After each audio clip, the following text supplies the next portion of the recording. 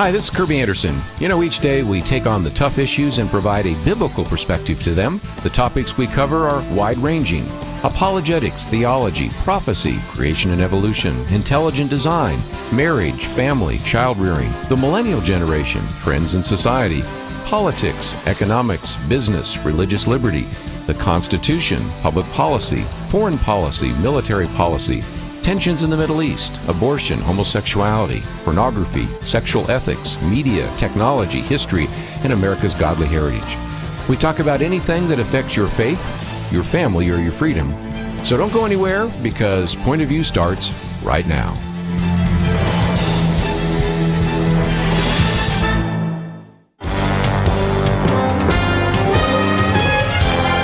Across America, live. This is Point of View.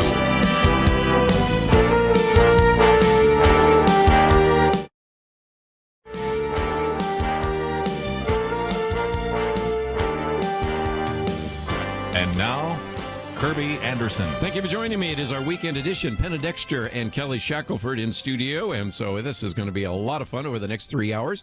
And we'll certainly be talking about a number of issues. I think I'll postpone to the next hour some of the conversation of the back and forth between Donald Trump and Nancy Pelosi, although certainly we'll probably mention that as well. But especially this week, since there was a lot of focus on religious liberty, on religious freedom, and those kinds of things, and even Ben Sass issuing a sense of the Senate resolution about the Knights of Columbus and about some of the comments made by Senator Hirono and others. We'll get into some of that. Karen Pence has been in the news, not because she did anything, but because people just wanted to pick on her. And Penna Dexter, let me come to that one for just a minute. You know, we were told before we passed same-sex marriage that we just want people to, you know, have the freedom to do whatever they want. And really, if you have the freedom to work in a Christian school, nobody's going to criticize you. But look what's happening right now. Pretty amazing, isn't it? Yeah, it's funny how they sort of switch the language and says it's a school that doesn't allow gay students. You know, they've been saying that. And that is so not true. What the school does is it has a code of conduct, Right. and it has to do with sexual activity outside of marriage. And then it does talk about homosexual behavior. And that's their code of conduct. It's perfectly orthodox Christian, something that you would sign in any Christian school worth its salt where you're teaching young kids. And so, you know, what they're basically saying is Christianity is bad, evil. These Christian schools should not exist. And certainly Karen Pence, the second lady, teaching there, you know, that has to be attacked. And so that's what's happened. I'm sure she expected it. And I don't know whether she's volunteering there or actually working there. I've seen both in print. Yes. But whatever it is, she has a perfect right to do it. I'm glad she's doing it. I hope she doesn't back away from this, although the Pences don't seem to do that too often. Yes. But again, one of the things we've heard before is, well, you have freedom of worship, maybe not freedom of religion, but if inside your Christian school, inside your home, inside your church, you want to believe these things we disagree with, you have that freedom. Well, we saw how that didn't work out so well, did it? Kelly, yeah, we've got a whole slew of cases on that very thing that show that that's just a lie. We've got people being told they can't have religious meetings in their home.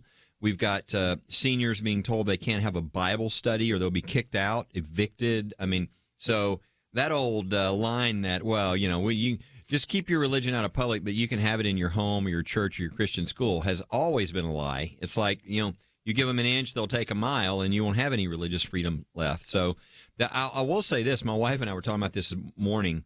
I can't think of a time, certainly in our lives, we've never had a time where the latter half of Romans chapter 1 is more evident, when evil is called good and good evil, and I mean, it's just completely flipped. I mean, Isaiah 5, yeah. Yeah, the evil thing that we criticize now is Karen Pence working at a Christian school with children.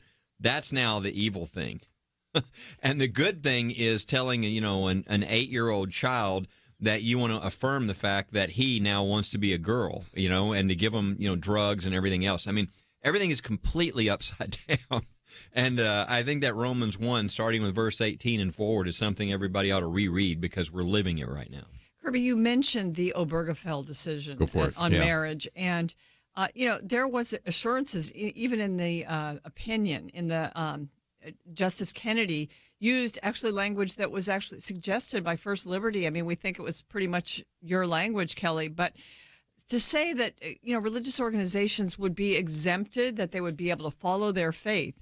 And it was immediate that it began being weaponized against Christians. And here's just one more example of the way that's been done. So that decision, I mean, the assurances that we got that Christians could follow their faith on marriage, it was just a bogus assurance.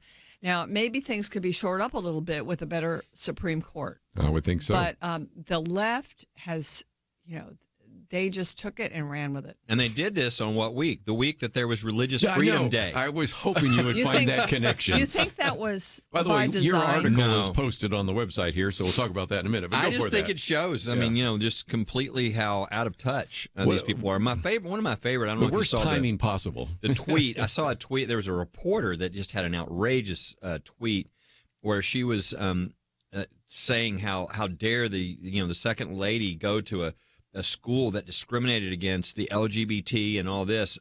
And then there was a response by Ben Shapiro that was just classic. He was like, maybe you as a reporter need to learn that there's religion in the United States. And he said, it's not shocking that a Christian school would require that the teachers follow their Christian beliefs. And I was like, even a Jewish guy, Ben Shapiro kind of can figure it out, but evidently there's a lot of people who couldn't. Yes. And let me just be honest before somebody calls in or leaves a note. You have the freedom to say what you want about Karen Pence. And they were saying that this was the real life setting for The Handmaid's Tale. Free speech, you can say it if you want. That doesn't mean that the government said that. Or a CNN writer called biblical morality disgusting. This,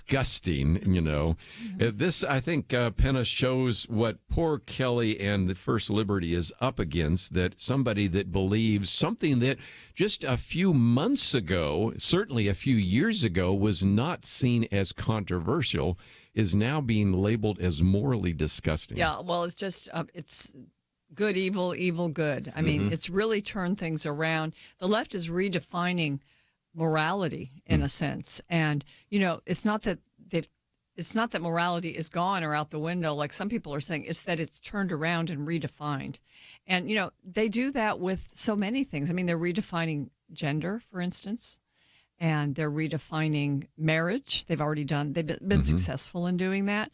So there's a lot of redefinition going on, and when that happens, it's hard to get it back. In fact, it's almost impossible to get it back. And so that's what we're up against. Here's the good news, though. The hope is for people to speak the truth and for people to come to know the Lord. And the key to that is religious freedom in the United States. And at the same time, all this craziness is being unleashed.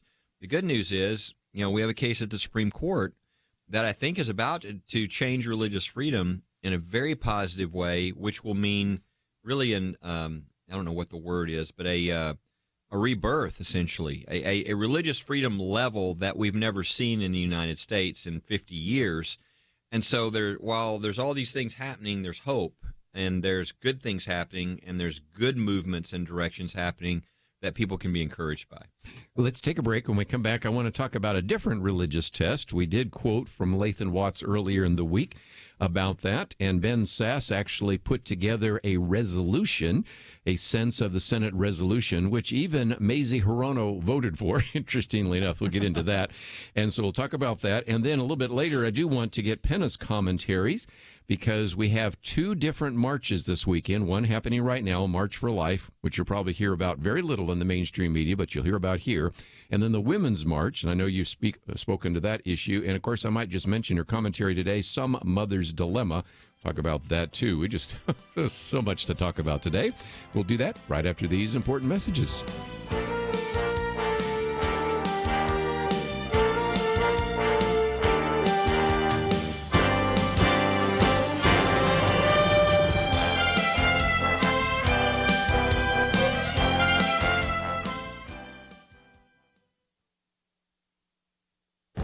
This is Viewpoints with Kerby Anderson.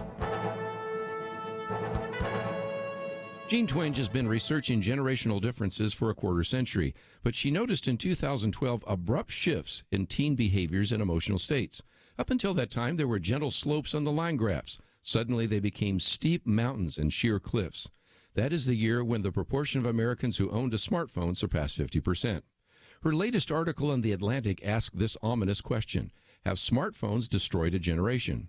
The generation she is thinking about would be the trailing edge generation of the millennials, born between 1995 and 2012. She calls them iGen because the smartphone and social media have shaped their lives. Psychologically, they are more emotionally vulnerable than the leading edge millennials. She says rates of teen depression and suicide have skyrocketed since 2011. It's not an exaggeration to describe iGen as being on the brink of the worst mental health crisis in decades. Much of this deterioration can be traced to their phones. A national survey of seniors found that teens who spend more time on average on screen activities are more likely to be unhappy, and those who spend more time on average on non-screen activities are more likely to be happy. Jean Twenge says there's not a single exception. She says the advice she would give to a teenager based on the survey is put down the phone, turn off the laptop, and do anything that does not involve a screen. Of course, we don't have to look at these dismal statistics and just lament. Her article and research should be a call to action for parents and grandparents. They are the ones buying these devices, so they need to reevaluate the potential dangers to their children and grandchildren. I'm Kerby Anderson, and that's my point of view.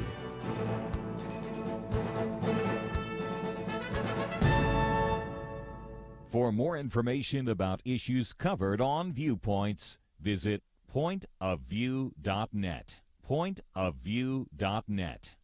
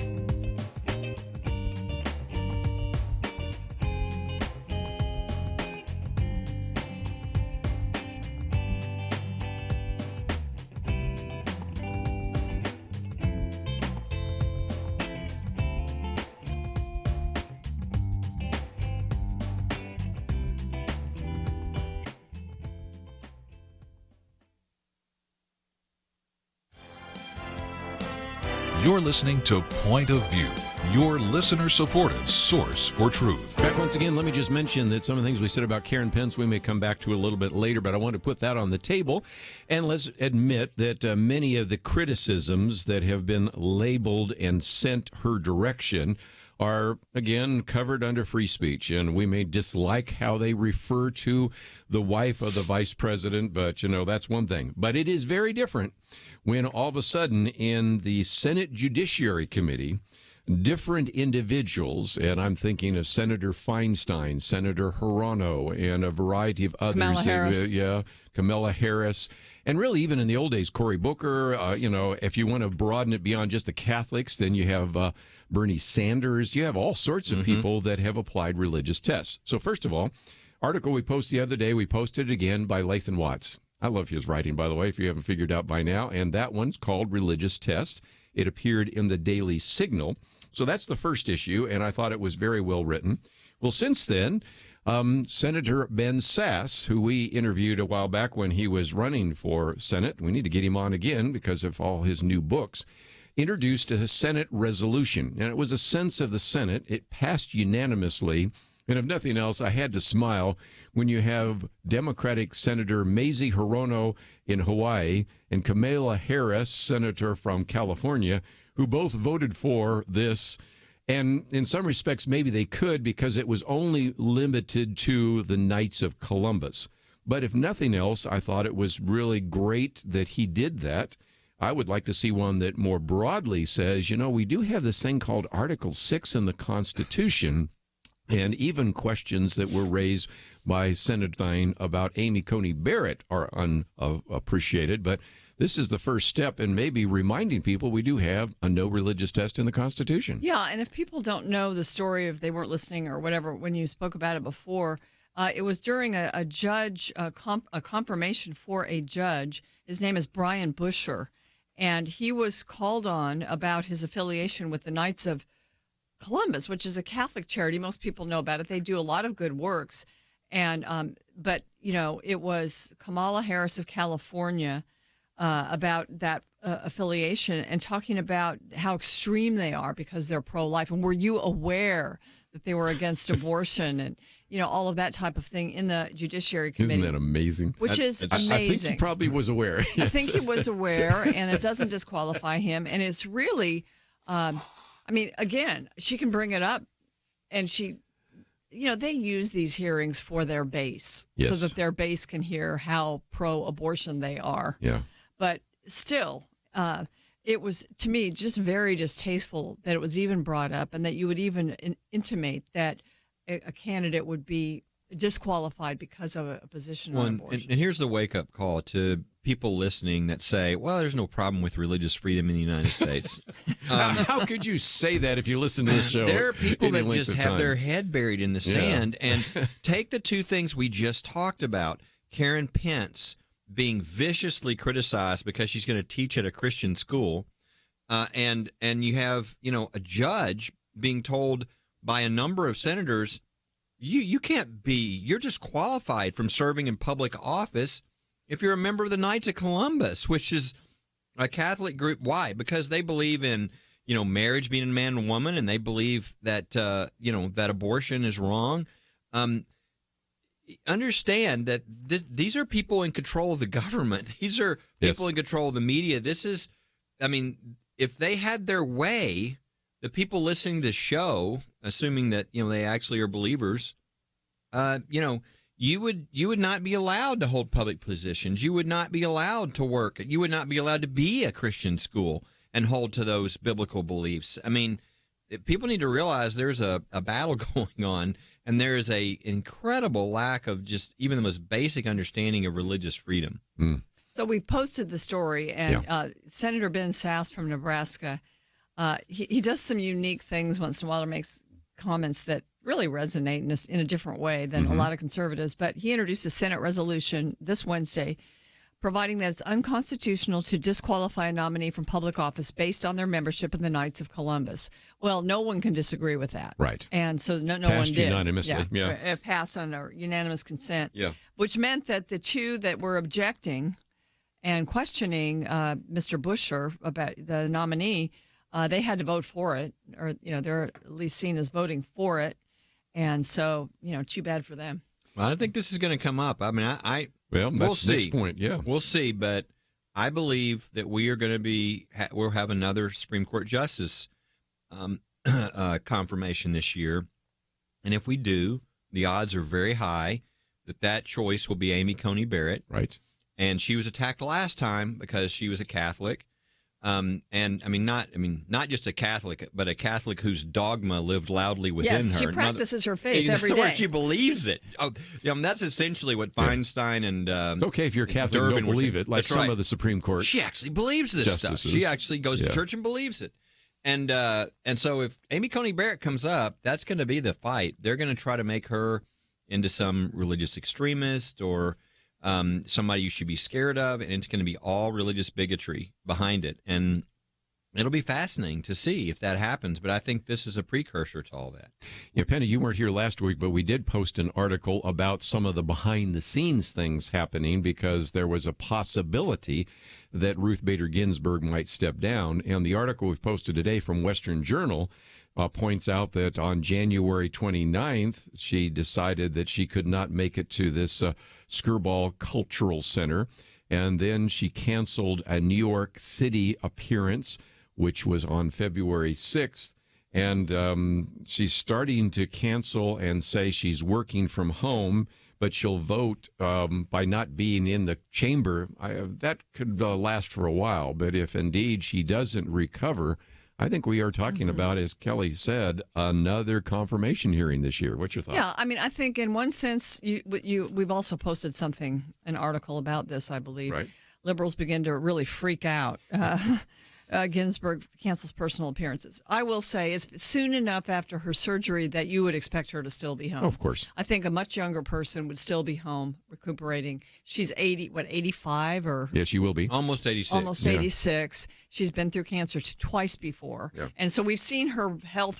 She's pretty resilient, or else she really pushes herself. So she's that type. So, some Democrats are freaking out. I don't know if they should freak out yet. She's going to hold on as long as she can. But the fact that the Trump administration is now starting to prepare for a possible Supreme Court fight and look at nominees, that's wise. I mean, they should be doing that because this is, it is a sign. I think, as conservatives, we ought to be very careful how we speak about it in respect to her as a justice of the Supreme Court. I've heard people, say things that are nasty, but we always should, kind of maintain the high ground there. And Kelly's we have always plenty said we to wish say her well. about her Yeah. positions on things that we oppose, and the fact that when we do get the opportunity, it's going to be somebody very, very different. Yes. She's nobody wishes her, or no Christian who's being biblical wishes her ill in any way. But if you look at what's happening, this is unusual. She has been through a lot of health. Colon cancer, a number of things. But the thing about that is, in all that time, she's never missed an argument. Yes. Now she's missed 2 weeks of arguments, and she's canceling public appearances. So, we'll see, but that doesn't look very good. And when Chief Justice Rehnquist started doing this was right about when, he passed away. So, again, not to say that that's going to happen with her, but this is different and she's been through a lot, and this is different than anything else we've seen. So I think it's very possible that this year we'll have that. And if we do, it'll be very different because in the past we had Scalia being replaced, a conservative with a conservative. Then we had Kennedy, who was a Republican and somewhat of a moderate, replaced. Now we would have really the liberal icon, the ACLU member, very liberal, being replaced by a Trump conservative. And so I'm sure I can't imagine more teeth could come out than came out with Kavanaugh, but if it's possible, we will see more teeth in the next one. Yeah, we were talking about people preparing for her situation, but they're also on the other side. The Democrats are preparing for all the nasty things they'll say about Amy Coney Barrett, assuming she's the nominee.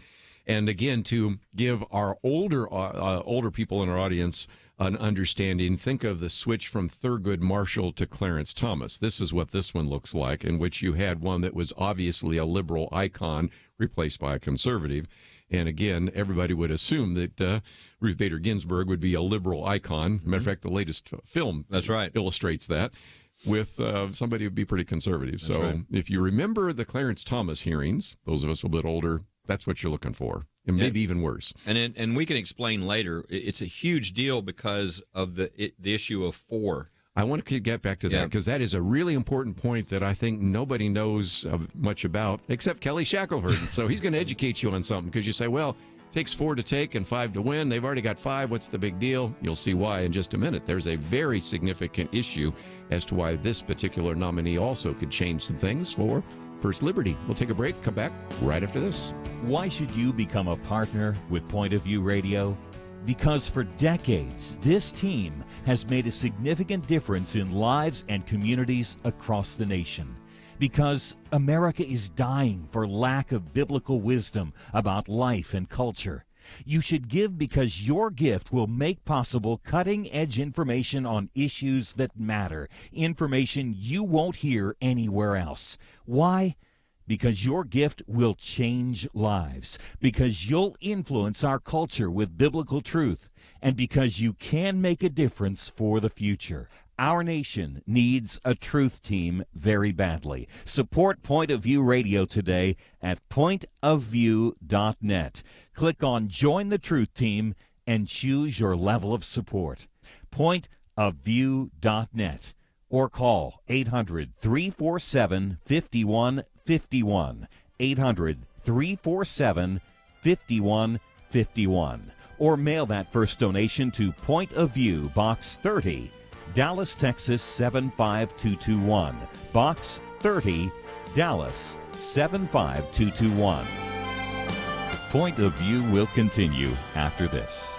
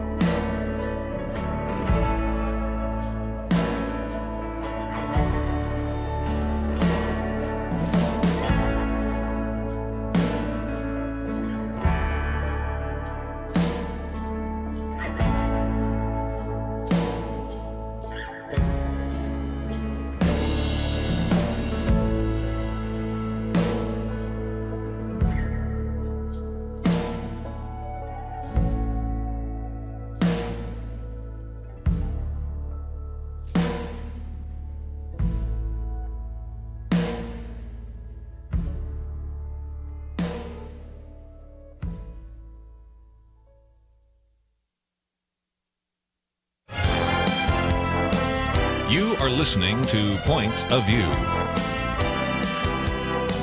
The opinions expressed on Point of View do not necessarily reflect the views of the management or staff of this station. And now, here again is Kerby Anderson. Back once again, if you'd like to join our conversation, 1-800-351-1212. If not, just sit back. And we are privileged, as always, to have Penna Dexter and Kelly Shackelford in studio. In just a minute, we're going to talk about the March for Life and some of the other marches. But Kelly, I wanted to come back to you in just a minute. But Penna, when people hear this and they say, well, you already have 5 conservative justices, I should say, and it only takes 4 to take a case, why would a 6th be important? Yeah, we should feel like we're kind of home free. Yeah, and Kelly, you really need to explain that to some of our listeners, because they might say, well, you already got enough people in there to basically ratify and approve any particular case you bring before the Supreme Court, including the one you'll have oral arguments for next month. But there is a significance to this next nominee, if indeed she is put on the court. Absolutely. The way it works is it takes 4 justices, like they're meeting today, and they are voting on, for instance, one of the cases on their list today is the Coach Kennedy case, which has been... what are we on, 9th? Overtime? 10th overtime? We're I'm losing track. We're getting close to setting a record for the history of the court. Yeah. So something's going on with Kennedy, but we don't know. But anyway, what they do is those 9 justices, again, it's unusual right now because of Ginsburg, but they will go into a room and it's only them. It's no one else.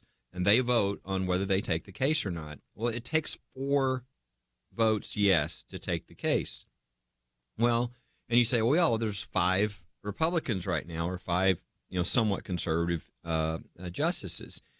But 2 of those are considered conservatives in all ways, meaning they're not just conservative in that they try to really restrain themselves to the Constitution, et cetera, but they believe in moving slowly. Mm-hmm. So even if they think there is a precedent that is totally wrong, they would prefer to, sort of knock chinks off of it, right. 20% there, 30% there, 40% there, and then eventually say, oh, it's no good, and then they wipe it out. Whereas others would say, it's wrong, overturn it, it's not what the Constitution says. So let's take some issues that Point of View listeners care about, whether it's religious freedom. There's a couple of major cases in religious freedom that, are really bad, one on free exercise, one on the Establishment Clause. And take Roe v. Wade in the abortion area. Take Obergefell in the gay rights area, et cetera. These are things that most people look at and they go, well, those are wrong. I mean, that there's no abort. It doesn't even talk about abortion in the Constitution. It's not up to the justices. That's a state's issue. They can pass what they want. Same thing with gay marriage. They would be more, Roberts and a Kavanaugh would be more likely to say, for instance, in Roe v. Wade, they don't want to overturn it next week. They think it's wrong, probably, if you force them to look at it and say that's not the Constitution. But they would rather take a case that talks about abortion regulations, and slowly but surely they start knocking the legs out, and then eventually it falls. However, let's say you added a 4th now who is like a Justice Thomas, who's a purist, who's like, if it's in the Constitution, we protect it. If it's not, we don't make it up. And, if you have 4 now, then they force you to deal with the issue. So they could take those stronger cases. And when they do, I don't think Kavanaugh and Roberts are going to vote the wrong way. They're going to follow the Constitution. It's just they weren't itching to go as fast. And so I think you would see things really start to move more quickly if that happened. And that's why the 4th, this next one, even though it would be 6-3, you got to think about the 4 voting to take the case. So at the end of last year, Kelly, there was a case that some conservatives were upset the Supreme Court didn't take because it would have defunded Planned Parenthood. It would have pulled funds from them. And this principle applies there, right? Yeah. What you had in that case is you had a very vigorous, and it's unusual. There's 8,000 requests a year, and the court takes 80 cases. So most cases, they just say, cert denied, cert denied, cert denied. Like today, they're meeting, and they will vote on 200 and something cases, let's say, and all of them but 3 or 4, they'll say cert denied. Yeah. Well, it's very unusual because there's so many for a dissent to be written to the fact that you did not grant cert. That's what happened in the Planned Parenthood case you're talking about. You had 3 of the justices. You had Thomas, Gorsuch, and Alito write a dissent from denial saying this should have been taken. This is a conflict. It's a problem. And basically accuse the other justices of avoiding doing their job. And so it was a really emotional and kind of strong dissent for assert denial. So you had 3 justices there. So you add one more that's strong, they took that case. And so that's why I think this would be real significant if there's another justice. Pretty amazing. So again, just some of the understanding of kind of Constitution 101 and Supreme Court 101. And Kelly, that is something that hadn't really occurred to us, that just having one more individual there would be that 4th person to take some of those cases. And I wonder if that 4th person were there right now, whether Coach Kennedy might already have been taken. So we have no idea what's going on. I would encourage people to pray for Coach Kennedy. He's on his 10th relisting, which he's almost set a record. So something's going on. They're looking at this. I mean, I'm just thankful that they didn't say cert denied, right? Because most of them they do. They did not do that. Something is happening with the Coach Kennedy case. I've been praying, obviously, that they take the case. But, I mean, my prayer to the Lord is, I can't think of a case that would be more glorifying to you than this one. Than a guy. I mean, the whole image of this is a person on his knee thanking you. If that's not allowed in America, then we've got a problem. And that is a huge witness, I think, as well, and would really be a conversation starter for people all over the country to talk about the things that are really important. And so I'm really hopeful, and I'd encourage everybody else to pray that the Coach Kennedy case gets taken by the Supreme Court. Is there a limit to the time that you can be relisted? Nope. They can just do it as long as they want. There have been, I think, if I understand correctly, 2 cases that have been relisted more than this in the history of the court. Were they taken? One of them was Masterpiece, which they took. The other was our case, the South's case, which the reason they relisted it so many times is we didn't know this, but they were saying we don't need to take it. We're just going to issue an opinion 9-0 reversing. That's what they did in the Sauce case. So both those are great results. If that's what happens, we'll take either one of those. Yeah. But it also could be that it's taking time because they are denying it and a vigorous dissent is being written. So we just don't know. It's out of our hands. My hope is they're waiting until the Bladensburg Cross case is decided. Right. And that case, they're going to change the bad Establishment Clause jurisprudence back to a constitutional approach, and that would affect Coach Kennedy in a good way. That's what I'm hoping for, but I'll just leave it in the Lord's hands and pray, and ask everybody else to be praying for Coach Kennedy in the case as well. Very good. Let's, if we can, talk just real briefly about 2 marches. And Penn, I'd love to get your comments. Of course, we have the March for Life, and there's a very good piece today by our friend John Stonestreet called The Tale of 2 Marches. And even the other day, Gary Bauer talked about there's one march you won't hear much about. That's the March for Life. Also a great one in the Daily Signal. I've been going to the March for Life since I was 12, half my life. I just love that story there by Rachel. But then we have this other one, and that is the Women's March. And there's a couple of problems. The Women's March is in part led by Shout Your Abortion, as well as led by some individuals that are anti-Semitic. Now, we'll hear all about the Women's March. We won't hear about the March for Life, but we have a tale of 2 marches right now, don't we? We do. The Women's March is tomorrow, and the March for Life, I think, is going on right now. And, some of the things, like if you don't hear about it in the news media, if you're not tuning into conservative media, you probably won't hear much about it, is that it shows a few interesting things. And one is that the pro-life movement is very young. Yes. A lot of young people there. In 2017, there was a report, the Washington Times highlighted a report that found that the media covered the Women's March 3 times more than the March for Life. And I don't know which march is bigger, but the March for Life is now getting critiqued by the Democrats and some people on the left, too, because of its anti-Semitism, because, it's pulling in all these leftist causes now, and they all disagree on some of those causes. So that might marginalize the Women's March. But I think another thing that the March for Life is showing is that, women aren't victims. I mean, the left tries to present the women as victims, But the March for Life shows that women are strong, that women, sometimes they find themselves in a pregnancy that, unexpected, not unplanned, but they're being encouraged, and they're also getting support through the pro-life movement to carry that pregnancy forward. And you're getting those stories. And then I think, the positive things that the March for Life embraces are, they're uplifting. It's an uplifting march, even though it mourns the Roe versus Wade decision. It uplifts life, and life. Everyone is in support of life. But that other march, it's so radical. There's some freak show people that participate. So of course the media is going to cover that. It's interesting in a sense, but it's not fair, and it's so obvious and blatant discrimination on the part of the media that the March for Life is not given much coverage. We'll continue talking about that right after these important messages.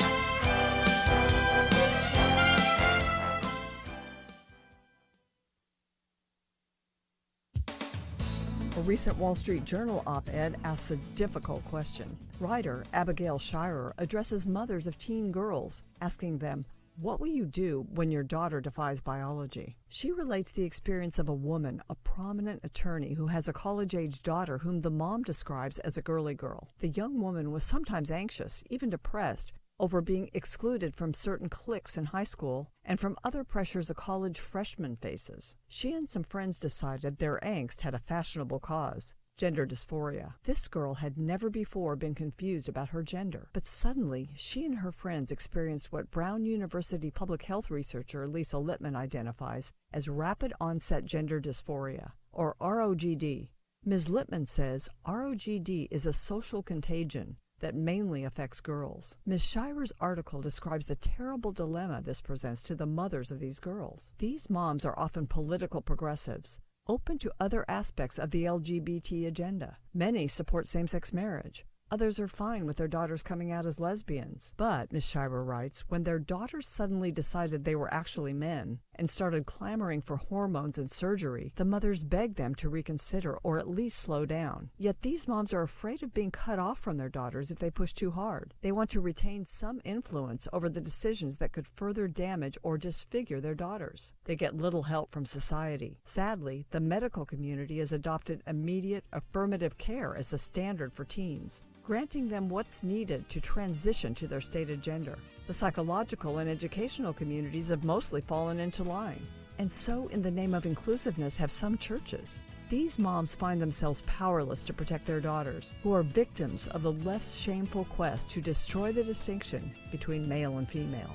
For Point of View, I'm Penna Dexter.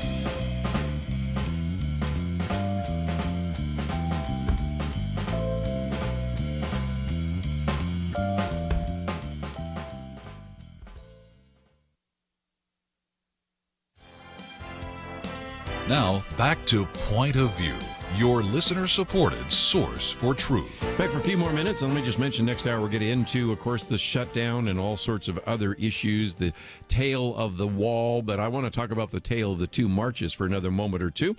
Penna Dexter, first of all, I might just mention your commentary, which people, if they're listening online, could hear, but let's come back to this, because this article in the Daily Signal I thought was so delightful. Here, a young person, because as old as I am, everybody's a young person, I guess, has actually been going to the March for Life since she was 12 years of age. And it reinforces what you're saying, that the pro-life movement is young.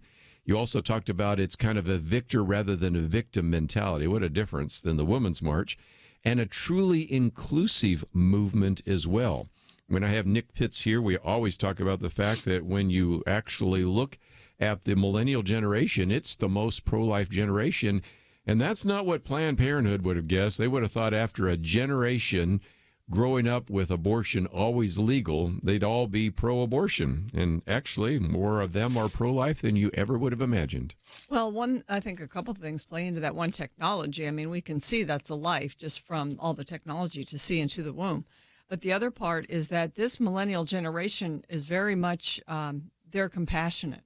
And they want to uphold life in other ways. You know, they want to, they're all for people, social justice, helping disadvantaged groups. Well, what's more disadvantaged and more vulnerable than the baby in the womb whose mother is abortion-minded? So this is one stat that I found today. I was reading only 7% of the 17 to 34 age crowd agree with the Democrat National Committee's national platform on abortion. Wow. So that's a problem for the Democrats. I mean, there may be a lot of other leftist ideas that permeate the millennial generation, but this idea of life, it's a big one, and they don't agree. And again, you've even this week had this lone Democrat, was it Dan Lipinski, actually going to be speaking from the Midwest. And other than that, it is really hard to find a pro-life Democrat anymore. Right, Kelly? It's hard to win. I mean, this is the problem right now. And this is part of the problem with, I know we'll be talking about in the next hour, the shutdown is the base is so extreme on, on the Democrat side that it was no big deal to give a $5 billion deal for the wall, but the base just doesn't want anything given that Trump wants. Right.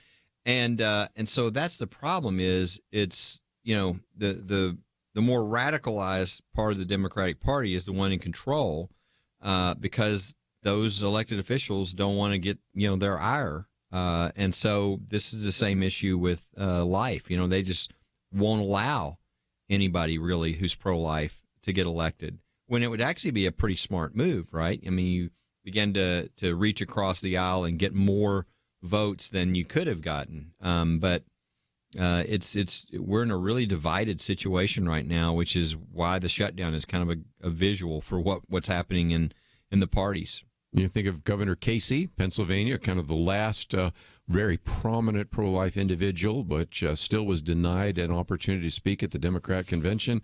And, just exclude all of those individuals. And then now to say negative things about Knights of Columbus yes. and people with a Catholic, the most reliable vote for the Democratic Party has always, of course, been African Americans.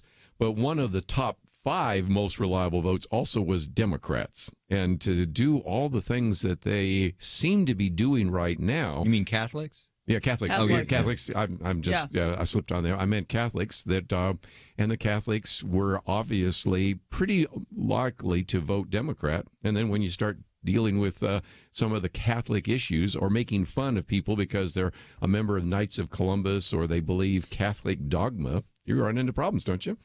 Another one that was marginalized, he was kind of one of the stalwart Democrat pro-life guys, was Representative Bart Stupak.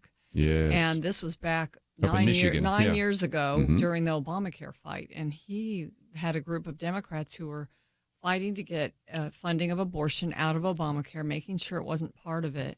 And at the end, I mean, they were ruthless on him.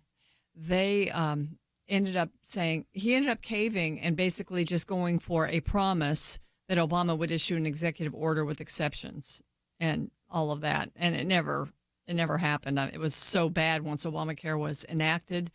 They went against conscience and all kinds of things. But he and his group, I don't think there are any of them left in Congress. I don't think so. Yeah. They were so discouraged and so marginalized, and they fought, bravely, but they ended up caving at the end. Let's talk about the success of the pro-life movement. First of all, there are more crisis pregnancy centers, pregnancy resource centers than there are abortion clinics, so that's pretty significant. We have a movie coming out that's a story of Abby Johnson, who you've interviewed as well, and that comes out in March. We've had her on to talk about that. We also talked about the actress that played her, found out later that her mother was going to abort her. That's kind of an interesting story as well.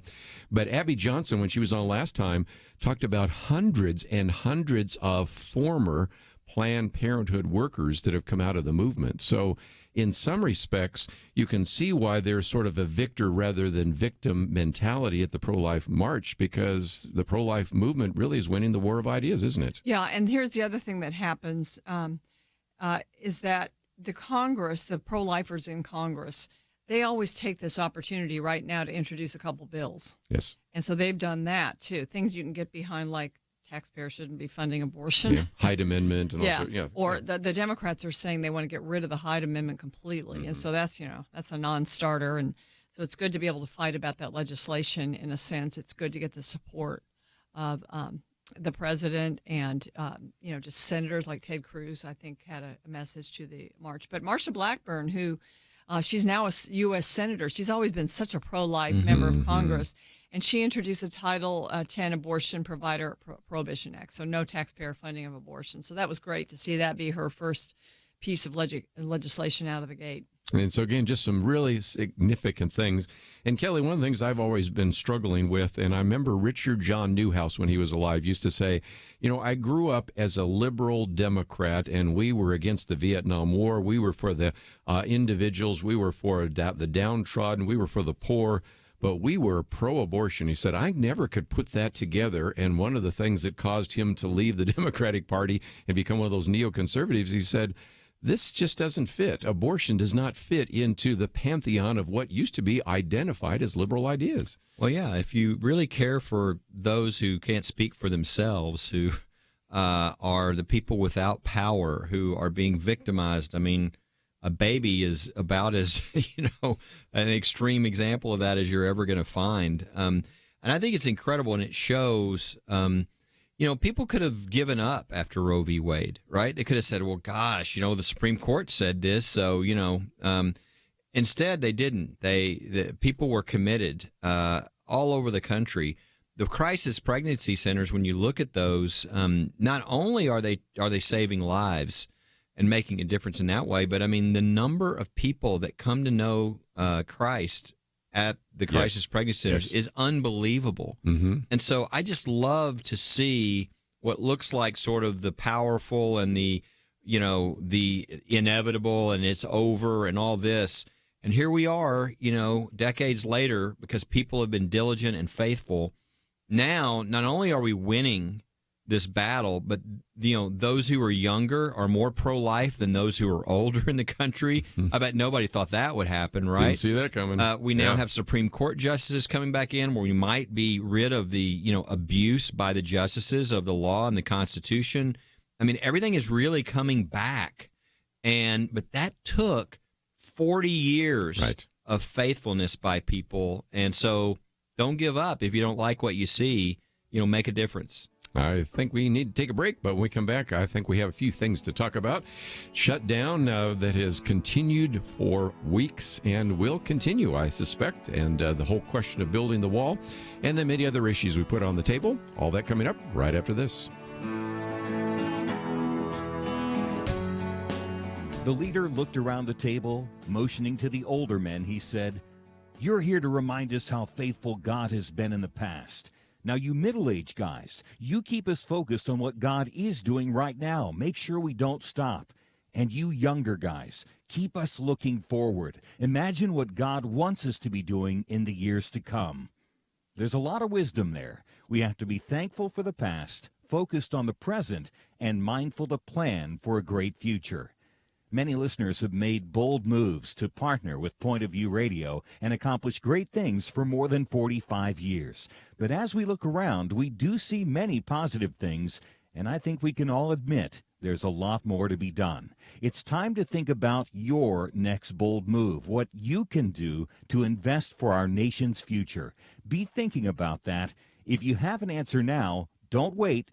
Make your next bold move now. Give online at pointofview.net or call 800-347-5151. It's our future. The time is now. Pointofview.net and 1-800-347-5151. Point of View will continue after this.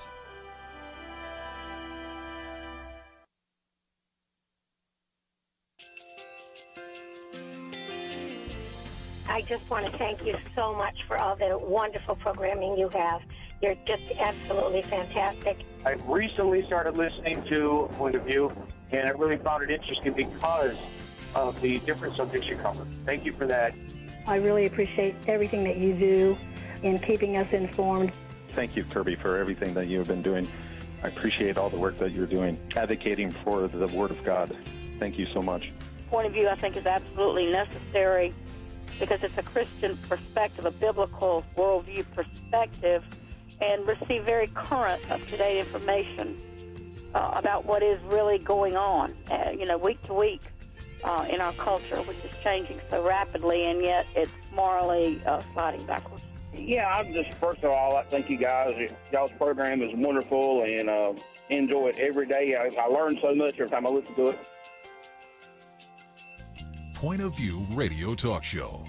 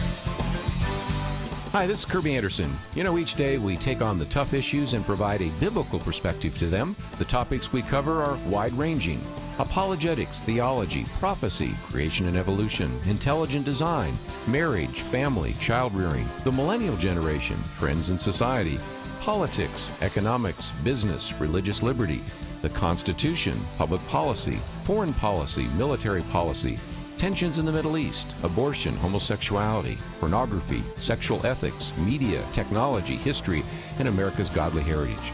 We talk about anything that affects your faith, your family, or your freedom. So don't go anywhere, because Point of View starts right now.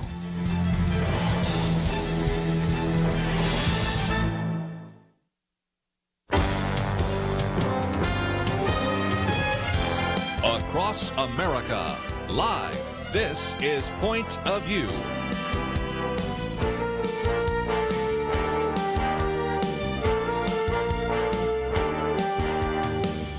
And now, Kerby Anderson. Thank you for joining me. It is our weekend edition. Penna Dexter, Kelly Shackelford, and boy, do we have a lot to talk about today. Of course, we have the shutdown.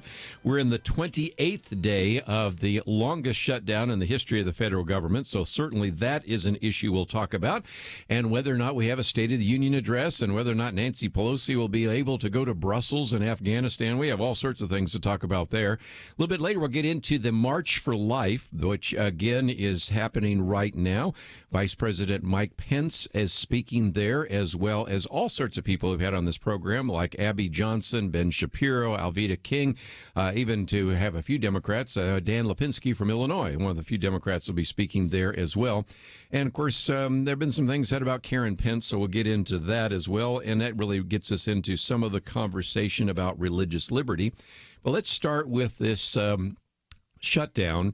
This comes from The Hill the other day, Penna. Senate Democrat leader Chuck Schumer told reporters that he hasn't spoken to President Trump in nearly a week, and a group of even centrist House Democrats rejected a White House invitation. You know, you had some of these centrists saying that they were going to buck the leadership, and you would think that they might say, well, there's something to be gained by at least going to the White House. That shows the power of Nancy Pelosi, I think, right now. What's your thoughts? Yeah, well, it also shows this whole idea of President Trump pulling the airplane so she and her delegation couldn't go on a junket. So, you know, it kind of goes to a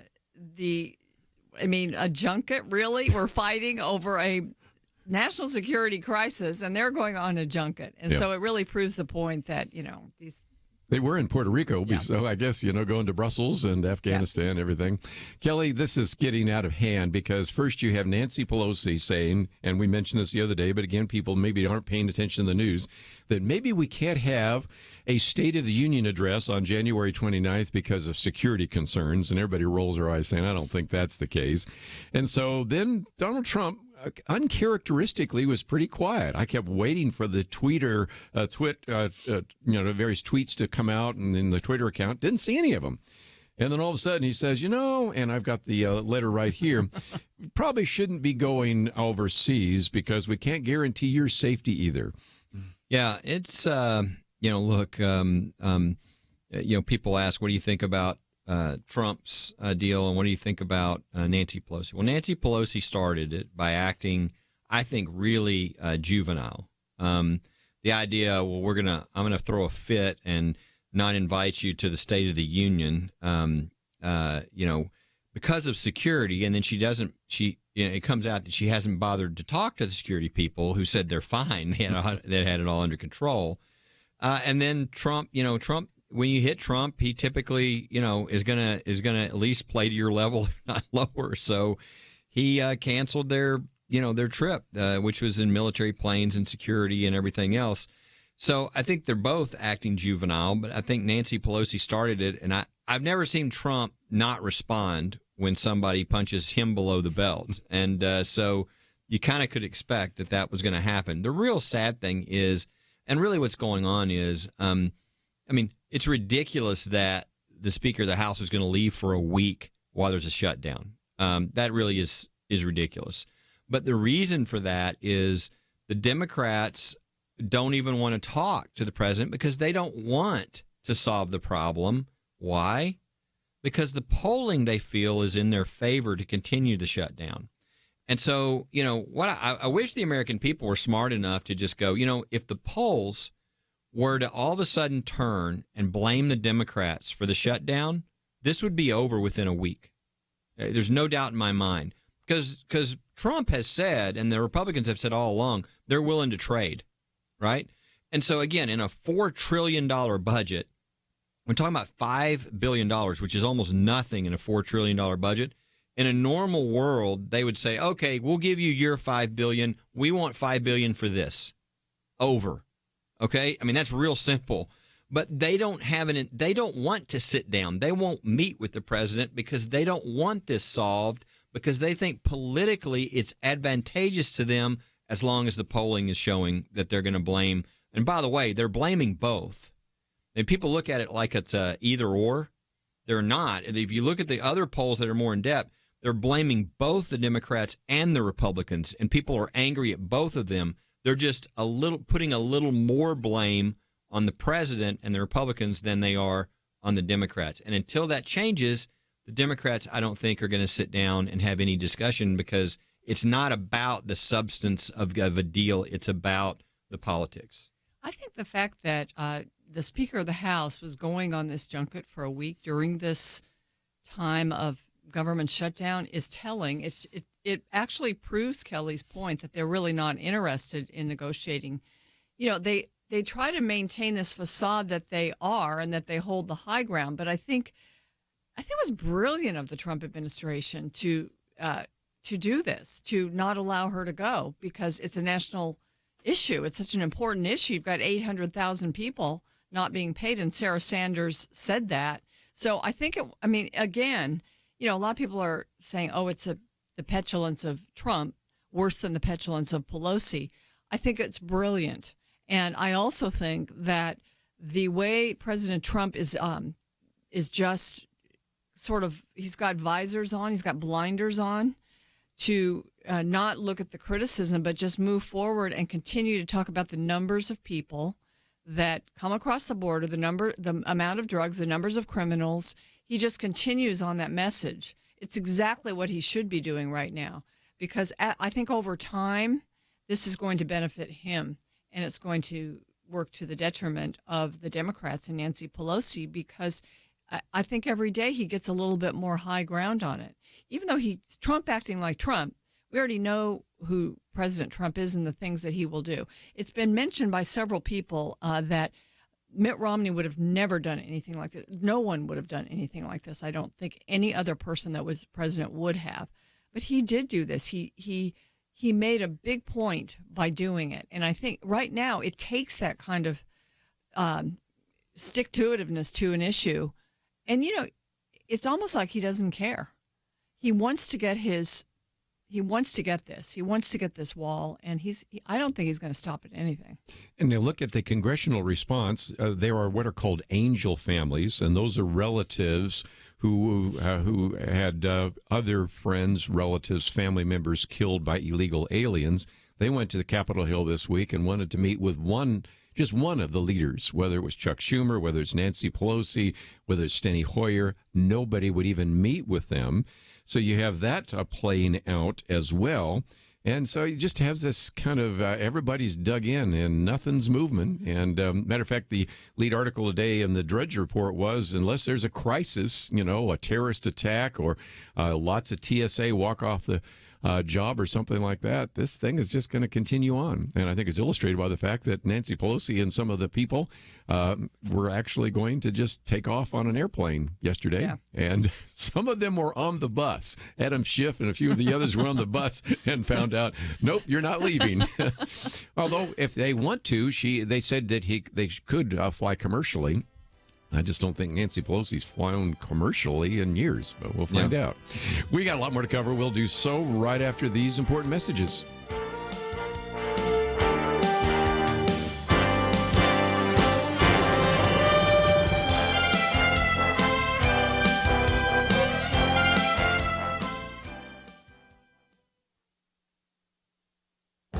This is Viewpoints with Kerby Anderson.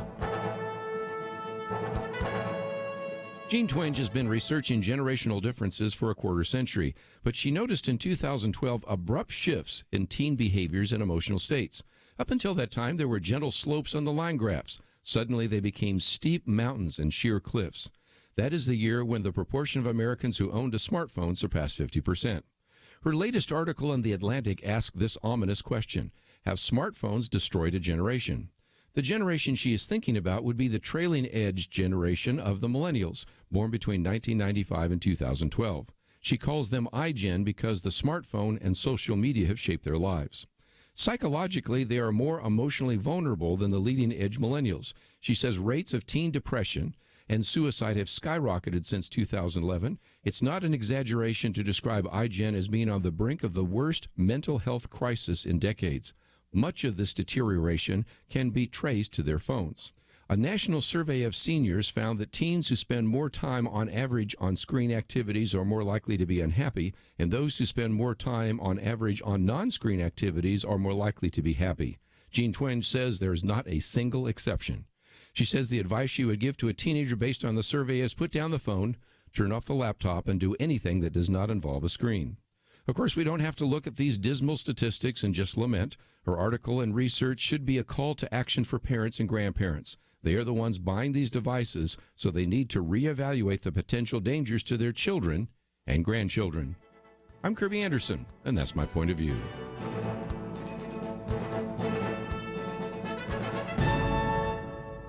For more information about issues covered on Viewpoints, visit pointofview.net. Pointofview.net.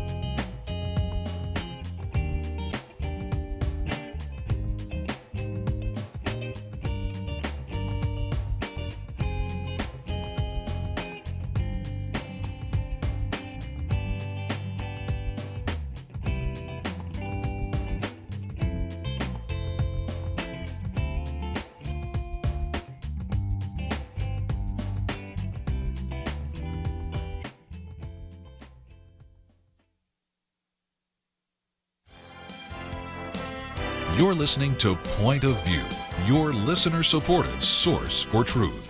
Back once again, if you'd like to join our conversation, 1-800-351-1212. Lots of things to talk about here today, and we've been talking about the shutdown and the wall. And then in just a few minutes, I want to talk about another issue that many of you have called in about, Ruth Bader Ginsburg. That is our second article, having canceled a number of personal appearances. And that, of course, leads us to a conversation we had a little bit earlier in the week, but I just certainly want to hear Kelly Shackelford's comments about Ben Sass and his resolution, questioning people about Catholic views and the Knights of Columbus and those kinds of things.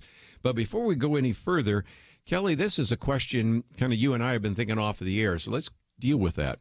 If Nancy Pelosi, Speaker of the House, does not invite the president to do the State of the Union address, I mean, he could, I suppose, do it from the Oval Office or just write it out, as many presidents have. But you pointed out, if you go to Article 2, Section 3 of the Constitution, it gives the president power to call a special session of Congress. And so if indeed you had an adjourned Congress, which could be easily created in one way or another, you have the president have the right to bring both parts of Congress together. So up until a few minutes ago, I hadn't really thought about the fact that the president doesn't necessarily have to get the Speaker of the House permission to speak to a joint session of Congress. No, you tend to think that the Speaker controls the House, which the Speaker does somewhat control the House, but there is a provision, and it's in Article 2, which is, talking about the president's power, the executive's power, and it specifically says that the president has the authority to call, I think it's extraordinary or whatever session. Mm-hmm. Now, the problem is it says it has to be during adjournment, so that would be the only issue that I think. Otherwise, you can't stop the president from doing it. So that would be the only thing about now. And Harry Truman did it during a crisis. That's right. Yeah, and we have a crisis. Some people think, at least. The only thing, the only thing about that is, again, whether you meet the terms of that. But on the actual State of the Union, if it's delayed, it's delayed, and you do it at a different time. Sure. The other thing is the president can just go ahead and give a State of the Union. For instance, in this case, he doesn't even have to do it in the Oval Office. He might do it at the border. Standing with angel families and Border Patrol. And, it might actually, Nancy Pelosi might regret what she does. So we'll see. Look, Trump's got his issues, but he's pretty smart with regard to, taking advantage of media and even though they're very hostile, he knows how to work things and do things. And he might come up with something that she might wish he was in the House, where at least half of them could kind of sit and frown at him or something. I don't know, but I can see a good PR campaign, State of the Union, where he talks about things and does it in a way that's powerful. I think the Oval Office kind of thing is when it's just the president. I don't know. I just think there's something missing when you're not with a group of people. Yeah, you could do it in the West Wing or something like that. Yeah, so there's lots of options. I'm sure they could be creative about it if they wanted to. Well, to say the State of the Union is addressed to the joint session of Congress, well, since he could make a lot of hay with the sense that I was not invited by the Speaker, wow, I'm going to give my State of the Union address to the nation, to the people, and then find a place to do it. And, surround yourself, because people like to watch the reactions. I think you're absolutely right about that, Kelly. So find a place where you're going to get some interesting reactions that would make people pay attention. One thing about the shutdown is I think Donald Trump has illustrated to the American people that sometimes you can shut down the federal government. It doesn't affect you very much. We talked about last week on one of my commentaries where there are at least 4 cabinet departments that don't even have half of those individuals confirmed. This is making Kelly just roll his eyes.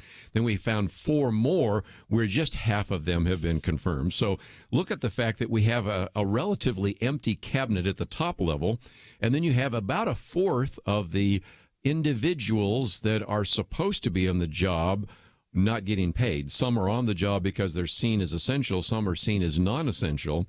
And I think a lot of people are saying it's not the crisis that we were told that it was, in part because this president, unlike the previous president, didn't try to make it worse. Yes, you in some cases have some of the museums, monuments, things like that closed down. But in some cases, yes, we haven't been able to get as many TSA agents in some of the places like in Atlanta or Miami. But I would say for a lot of Americans, you wouldn't even know that we are on the 28th day of a government shutdown. Well, there's a teachable moment here. For instance, in TSA, there's some airports that don't have TSA. They have private companies serving. And that just might show the idea that, maybe it's better to have private business at the airports instead of government agents working there. Bob Knight, who we know very well here at Point of View, he wrote an article, A Crisis When It Suits Them, and he goes through a lot of parts of the shutdown that are, kind of telling with regard to big government. And John Stossel also, the shutdown shows how unnecessary most of government is. And so these shutdowns do become a teachable moment, especially when you have an administration that's trying to make the shutdown easy on people and not hard on people like President Obama did. Well, part of this is because they passed, the budget, you're supposed to pass all these portions of the budget, and normally they don't do that, and everything. This is not that situation. The Republicans had the House, the Senate, and the presidency, so they passed a number of the budget items that needed to be passed. So it's only a partial shutdown in the first place. True. It does have an impact. For instance, in things we care about. For instance, we want judges and the confirmations of the president to be able to get voted through the Senate. And you'd say, well, how would it slow that down? Well, there has to be an FBI check. Right. And Justice Department, yeah. And so that would slow some things down like that we would rather be moving. I think it's ridiculous that it's taken 2 years to get where we are on the confirmations because of the abuse of the 30-hour debate rule in the Senate. But the good news about sort of having divided government in the House and the Senate is the Senate realizes it's not going to pass anything right now. The House and the Senate don't agree on anything. They're not going to pass any legislation. So the only thing that the Senate is going to be doing for the next 2 years is confirming people. And they don't need the House's help, permission, or anything else. They can just do that all by themselves. So a lot of people probably didn't see this, but just a few days ago, more judicial nominations were announced. And so the process is proceeding, and hopefully the Senate will get moving on that. If you click on Kelly's picture, it will take you to First Liberty. Then click on the right-hand corner. It says Resources. Then click again to Nominations, and then you can see those judicial nominations. So one of the things after the break I want to talk about is one of those empty cabinet seats is the Attorney General. You had a chance to hear some of that confirmation hearing. But I also want to put on the table, as that's going through, isn't it at least theoretically possible that in addition to the federal district judges as well as the circuit court judges, we might have a Supreme Court judge confirmation hearing again, don't you think? I do. I think, Justice Ginsburg has been incredibly strong and resilient against illness. I mean, she had colon cancer, which usually your percentages are not very good. She's had a lot of stuff happen to her, and she's almost 86 years old. The difference with this is they're saying that she's fine and everything else. But the difference with this cancer is she's never, with everything she's been through, she's never missed an oral argument. She's now missed 2 weeks of oral arguments. She's canceling her public appearances. This is different than we've ever seen. And so for that reason, a number of people are preparing, at least somewhat, for the possibility that there might be. And I think there very well might be this year. And if so, it's going to be very different because, you had Scalia replaced by a conservative, Gorsuch. Then you had Kennedy, who's a sort of a moderate Republican, replaced by Kavanaugh. Well, this would be the liberal icon. I mean, the head of the ACLU being replaced by a Trump conservative justice. And so that's a very different thing.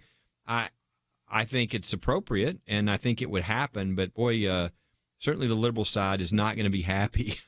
and I would note that, last time it was 51-49 in the Senate when they did this. It is now 53-47, and it's not just 53-47. It's a different type of 53. There is no flake, okay? Instead of Corker, it's Marsha Blackburn. I mean, it's a stronger, more conservative group of Republicans. And they could, again, because it's 53-47, they can lose 3 votes of their own people and still get them through. So we're going to see I think, a strong nominee if that happens. Let me just mention that the second article there is about Ruth Bader Ginsburg, in case you'd like to read about that. Liberals begin to freak out. Yeah, so you've got that. We also have the resolution by Ben Sass. We mentioned it yesterday, but we'll come back to that. And, of course, we've also posted, the other day, we posted a very good article by Lathan Watts about a religious test, and Kelly Shackelford's one on religious freedom. So those are all available at the website. And as we go there, we also encourage you to help us fight against religious persecution. You might remember our conversation yesterday with Open Doors about those countries where Christians are being persecuted. We're encouraging you to take some action. After all, why are we sending money to countries that persecute Christians? So if you haven't done that, it's available on the website as well. We'll be right back.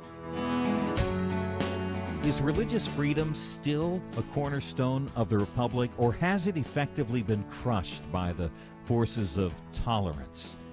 America needs Christians to be informed and as unified as possible, applying God's wisdom to civic life.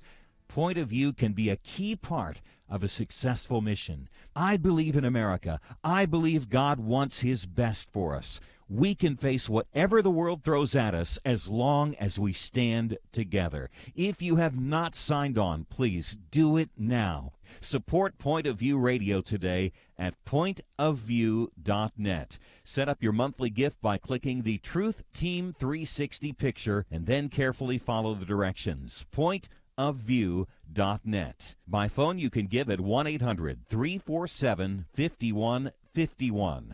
800-347-5151. Or mail that first donation to Point of View, Box 30, Dallas, Texas 75221. Box 30, Dallas 75221. Or call us 800-347-5151. Point of View will continue after this.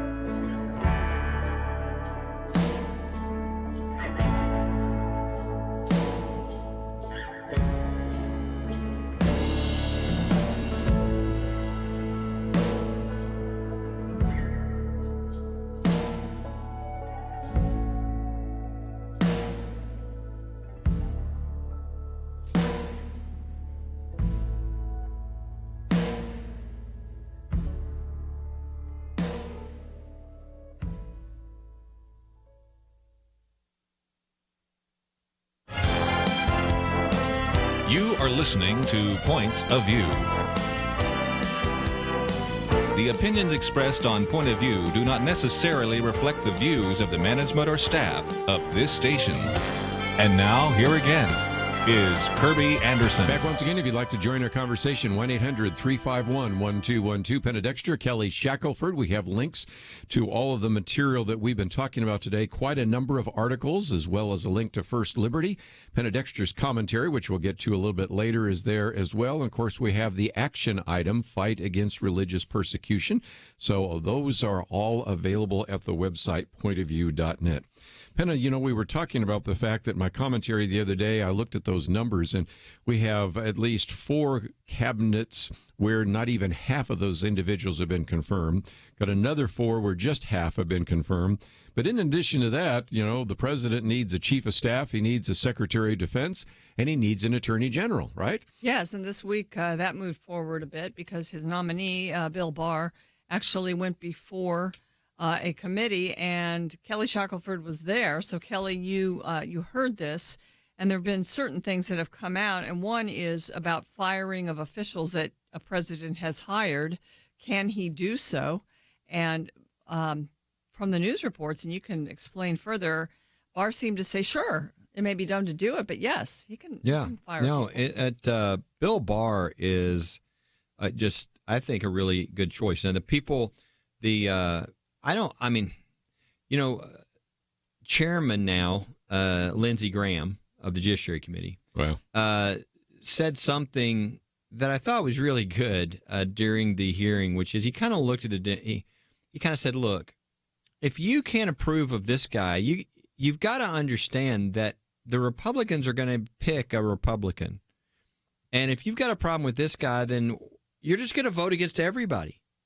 And he kind of said, look, I voted for Holder, and I voted for, he was just running through it. And he said, Going all the way back to Janet Reno and people like this. Yeah, he's come like, on. I don't agree with the president, the opposite presidents, when it was Obama. I didn't agree with his philosophy, but we approve people. And you've got to understand, you're not going to get any better than Bill Barr. Why was he saying that? Because Bill Barr is just a straight up guy. I mean, it was almost like it was a different hearing. Because everywhere else they kind of obfuscate and they kind of dance around, and Bill Barr just right up straight on. And so was there deference in a sense, even among the Democrats? Because he's sort of like an adult in the room and a kind of a senior. Right. He's a very bright guy. He's done this before. He's done it before. He doesn't need this for his resume. He's a professional. He's I think as Professor Jonathan Turley said in his testimony, he's a law nerd. I mean, he's, He actually thinks and writes, and they were talking about an opinion piece he had written that he just sent around friends that was incredibly in depth. And it was like, who writes a long, in depth article about this? It's not for work. It's not. It's just like you're thinking about it and you write it. And he said, law nerds do that, and that's and that's kind of what he is. So again, the conservatives are uncomfortable with him because he's good friends with Bob Mueller. But, a lot of those Justice Department people know each other. They serve together. They do that. The thing about Bill Barr, I think, is, and this is something that both the Democrats can take some comfort in and the Republicans, is I don't care if it's his best friend. If something's wrong, he's going to say it's wrong. Right. I mean, he's going to be, what does the law say? And I think that's what we want right now. I don't want an attorney general who's going to be a great Republican. Yeah. I don't want somebody who's going to do one thing or another. And that's one of the things I loved is one of the Democrats, I think it was White House, was trying to pin him down to what he was going to do. And he basically finally went back. He said, look, I'm not going to promise to the president what I'm going to do, and I'm not going to promise to you what I'm going to do. Because until I see, I can't tell you what I'm going to do.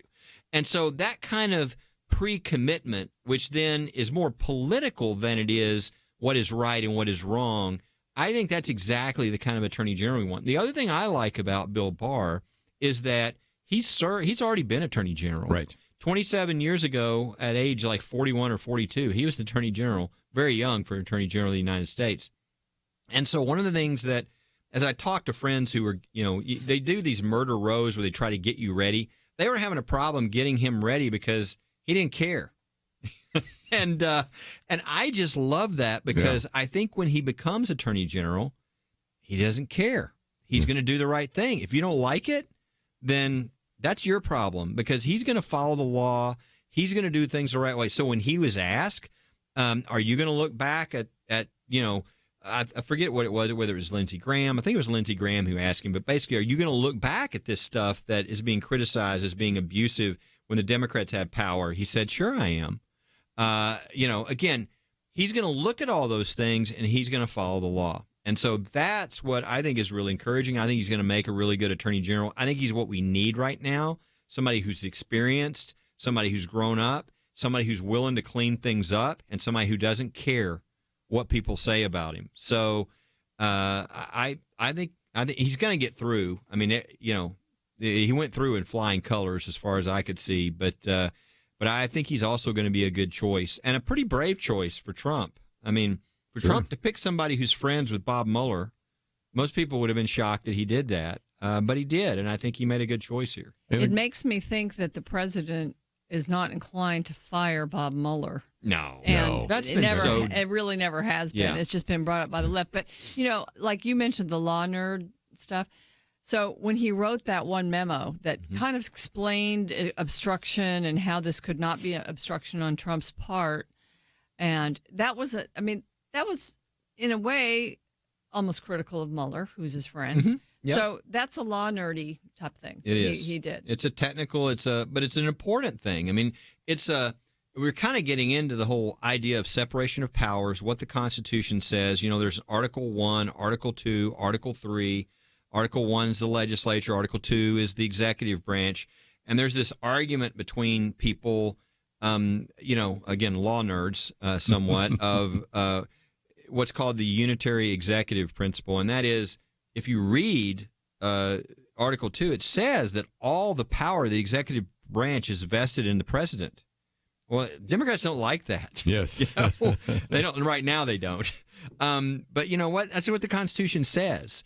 So it means that the president can fire anybody in the executive branch because the president is the head of the executive branch. And why this is such a just outrageous thought is just bizarre to me.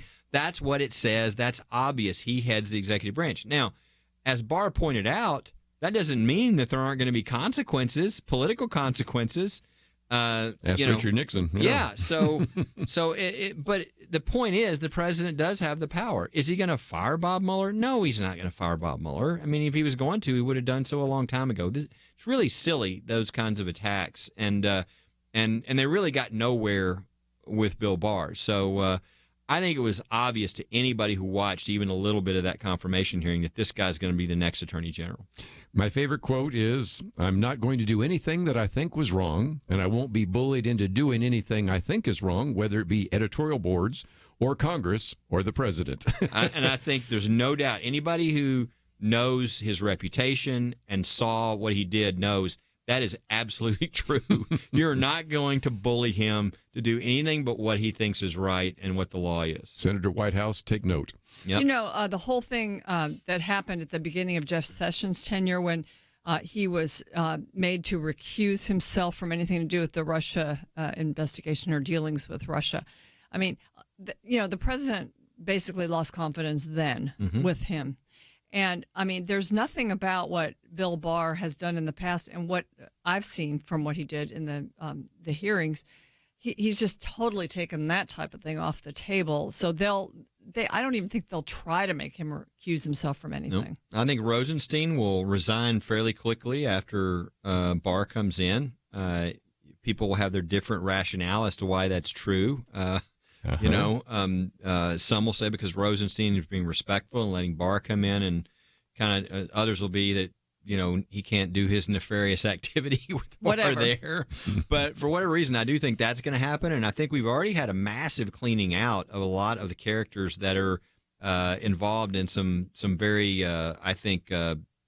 dangerous activity in the FBI. So there's already been some cleaning out, but then it would be Bill Barr's job to really.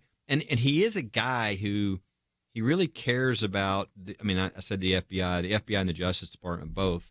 I think he cares about the Justice Department.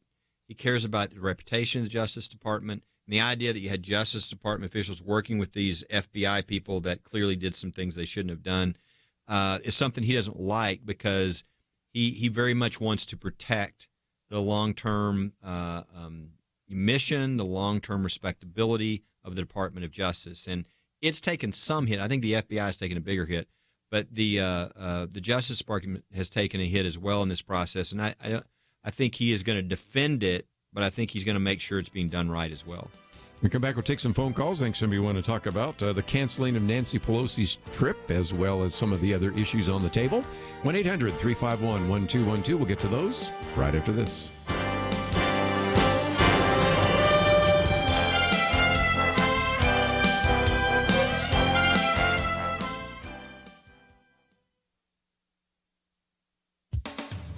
A recent Wall Street Journal op-ed asks a difficult question. Writer Abigail Shirer addresses mothers of teen girls, asking them, what will you do when your daughter defies biology? She relates the experience of a woman, a prominent attorney who has a college-age daughter whom the mom describes as a girly girl. The young woman was sometimes anxious, even depressed, over being excluded from certain cliques in high school and from other pressures a college freshman faces. She and some friends decided their angst had a fashionable cause: gender dysphoria. This girl had never before been confused about her gender, but suddenly she and her friends experienced what Brown University public health researcher Lisa Littman identifies as rapid onset gender dysphoria, or ROGD.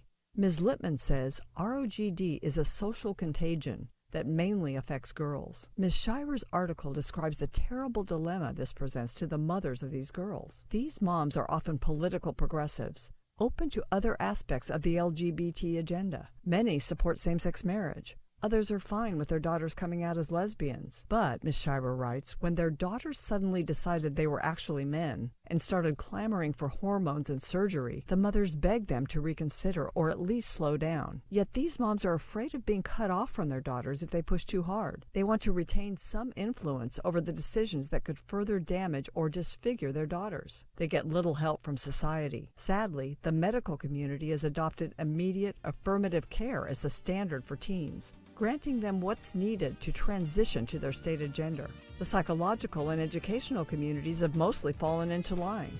And so, in the name of inclusiveness, have some churches. These moms find themselves powerless to protect their daughters, who are victims of the left's shameful quest to destroy the distinction between male and female. For Point of View, I'm Penna Dexter.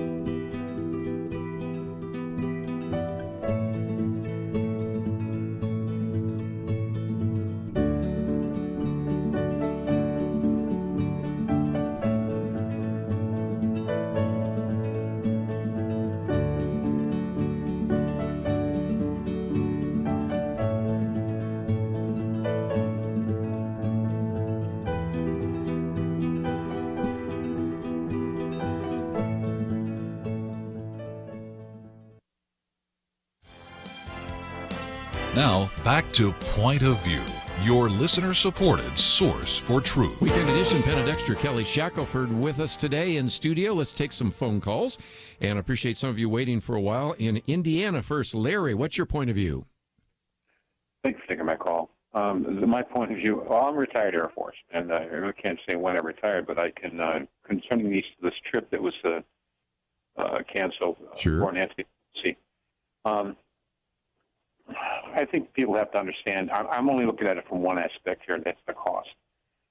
Military aircraft cost, based on type of aircraft, can cost anywhere from $5,000 to $20,000 an hour to operate. Yes. Based on everything from maintenance on up. Between, I think it was sometime in 2009, 10, in that year, Nancy Pelosi expended over $2 million of American taxpayers' money to fly. And also, during a specific trip from D.C. through Tel Aviv to Baghdad in 2008, that flight alone, and this is something I object to wholly because the military does not permit this, but on her flight, and that was about 5 days, also had on that aircraft 12 different hard liquors plus beer and wine that we paid for. Yeah. So I think the abuse of the tax dollars has to stop. I think possibly that either through whatever measures has to be taken to stop some of these unnecessary trips, plus what's going on the trips, what's being carried on these aircraft. Everything from Nancy Pelosi's either daughter or son-in-law, or son and daughter-in-law and grandchildren flying back and forth from D.C. to San Francisco. That needs to be stopped as well. Yeah. And again, there have been some people that have looked at waste and abuse, and these junkets have always been a target, but Congress has to work with other members of Congress so they don't bring it up. So that's why I think we need some kind of independent agency like the media or like talk radio or something to say, we spend just enormous amounts of money flying people all over the world. And the argument is, well, that helps our relations. I don't think so. But anyway. Why do we have diplomats at a State Department, and then we have to have members of Congress going flying all these to junkets. Other countries? I think that the shutdown does sort of shine a light on some sacred cows in the government, and one of those is the junkets. Some people have called it the Trump trifecta because, first of all, he's illustrated that the shutdown has not destroyed lives of individuals. I recognize, as Kelly points out, it was a partial shutdown, but still it shows that it hasn't messed up too many people's lives. Number two, the State of the Union address that had so much pomp and circumstance, and maybe we didn't need something quite as elaborate. And then number three, these junkets. And I think Larry reminds us that there are some pretty significant costs and a fair amount of abuse that takes place as well. Yeah, and I think it's part of what people are, they're kind of tired of. They really wish that the elected officials had to live under all the same laws and restrictions as everybody else. And again, if that were the case here, then they wouldn't be getting paid either. And they certainly wouldn't be going on junkets, all over the world, going to Brussels. And yeah, I think we need some real work with our relationship with in Brussels. I mean, everybody knows what that is.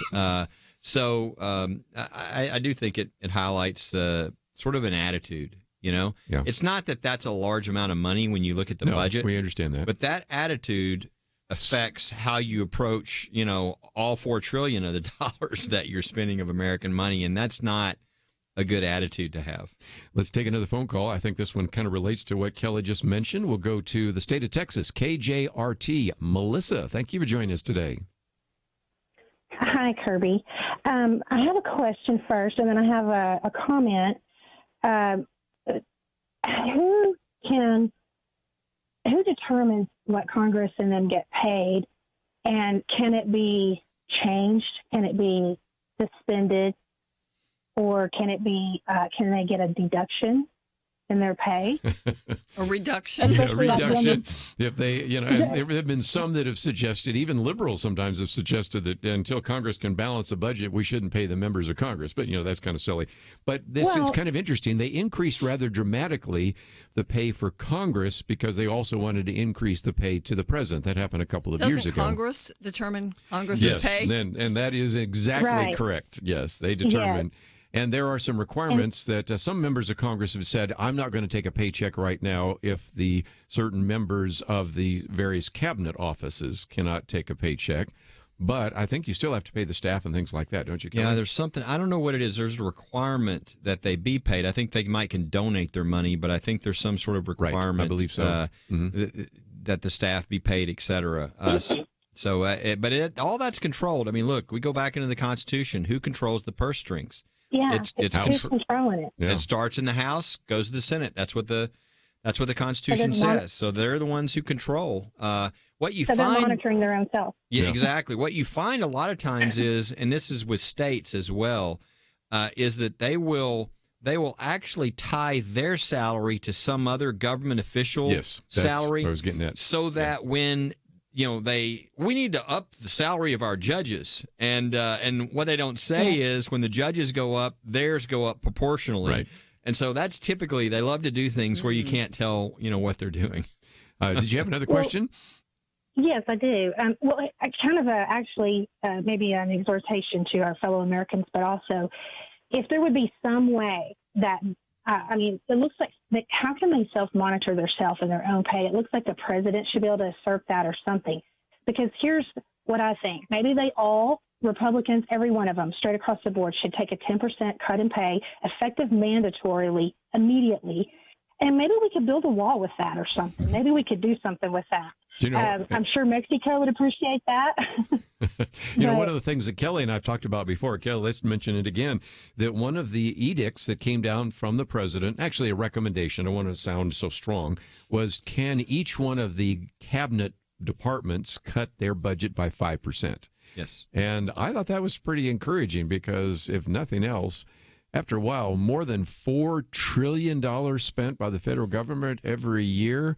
Maybe just seeing the shutdown says maybe we could let some of those non-essential personnel just stay home, and or begin to think about how to make the government more lean and mean and more effective. The biggest problem with government is it doesn't act like all the rest of us have to act. I mean, we have to balance our budgets. Okay, we can't do the kind of shenanigans, and they really, if they're forced to act normally, then normal principles will come into play. So, for instance, there's lots of ideas, but here's an idea.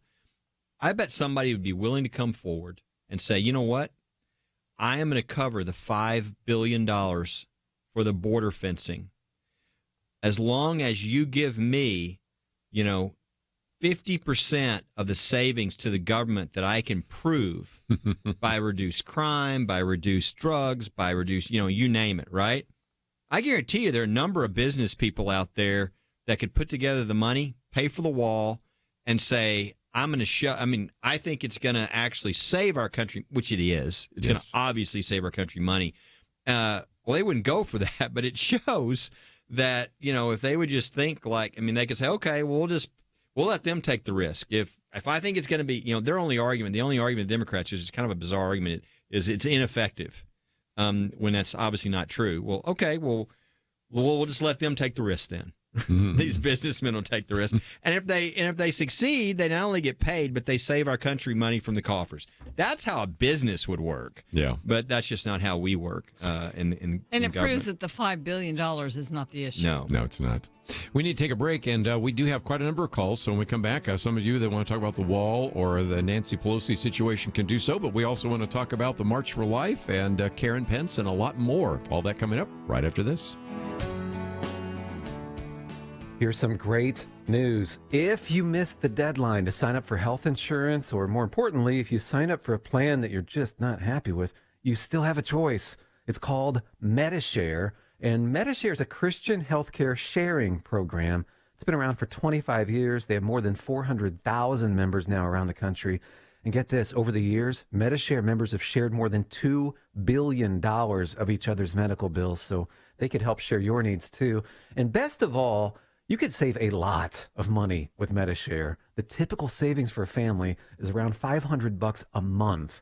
Your savings could be more or less, but think about what you could do with that extra money every month. So if you think you're stuck with a high-cost health plan that doesn't have much to offer, think again. You can join MediShare anytime, so call them today and check it out. There's no pressure. They're super easy to talk to. 855-90-BIBLE. That's 855-90-BIBLE. 855-90-BIBLE. It takes a team to win. Be part of Point of View's Truth Team and bring truth and healing to America. Go to pointofview.net/team, pointofview.net/team, and 800-347-5151. Point of View will continue after this.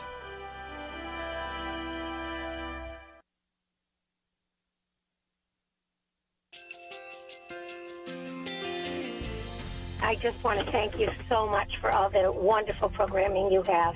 You're just absolutely fantastic. I recently started listening to Point of View, and I really found it interesting because of the different subjects you cover. Thank you for that. I really appreciate everything that you do in keeping us informed.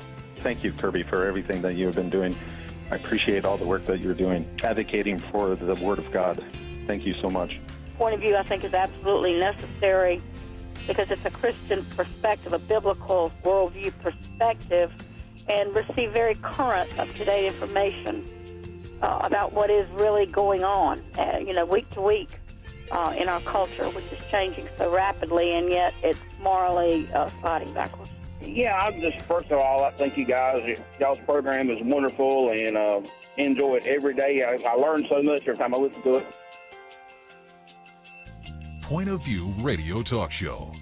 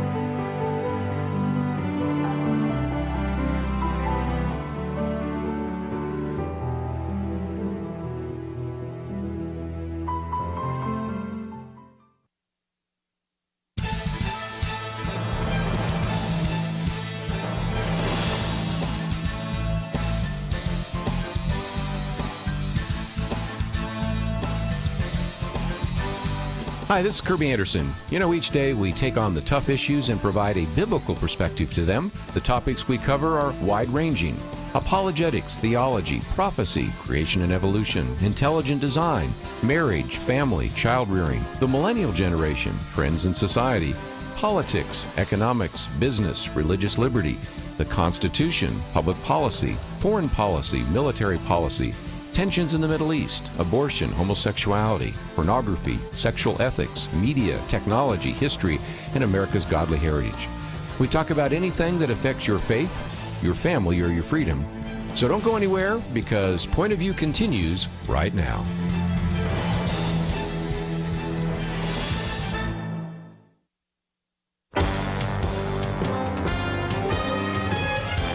Across America, live. This is Point of View.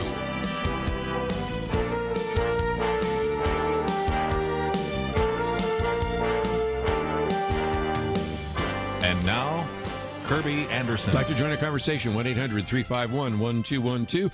And again, it is Weekend Edition. Penna Dexter, Kelly Shackelford. Let's go back to the phones. Many of you have been waiting for a while, so let's go to the state of Texas. Patricia, thank you for joining us today here on Point of View. Patricia, do we have you? Yes. Okay, go ahead. Okay, I'm kind of confused at the between the things that's going on at the White House and the members like the Democrats and the Republicans, and I noticed that in your talking that you mostly favor Donald Trump. And the way that things are going now, with them holding up the money that they get, I'm talking about the 800. Yeah, the shutdown for right. That's correct. Yeah. Uh-huh. And again, I think both of us have said, all of us around the table have said, I think both of them have been a little too petulant, a little bit too immature. We need to get some people to the table to solve this crisis, and it takes two to tango. And so I think it's funny that she says she's confused. A lot of people are confused, Patricia. Join the club. Yes, that's right. We're trying to figure out why this is such a big issue to shut down the government. Go ahead. What are your comments? Okay, but I'm thinking about all those people that have their homes, and then they have the children, the insurance and so forth to pay. You mean the government workers? Yes.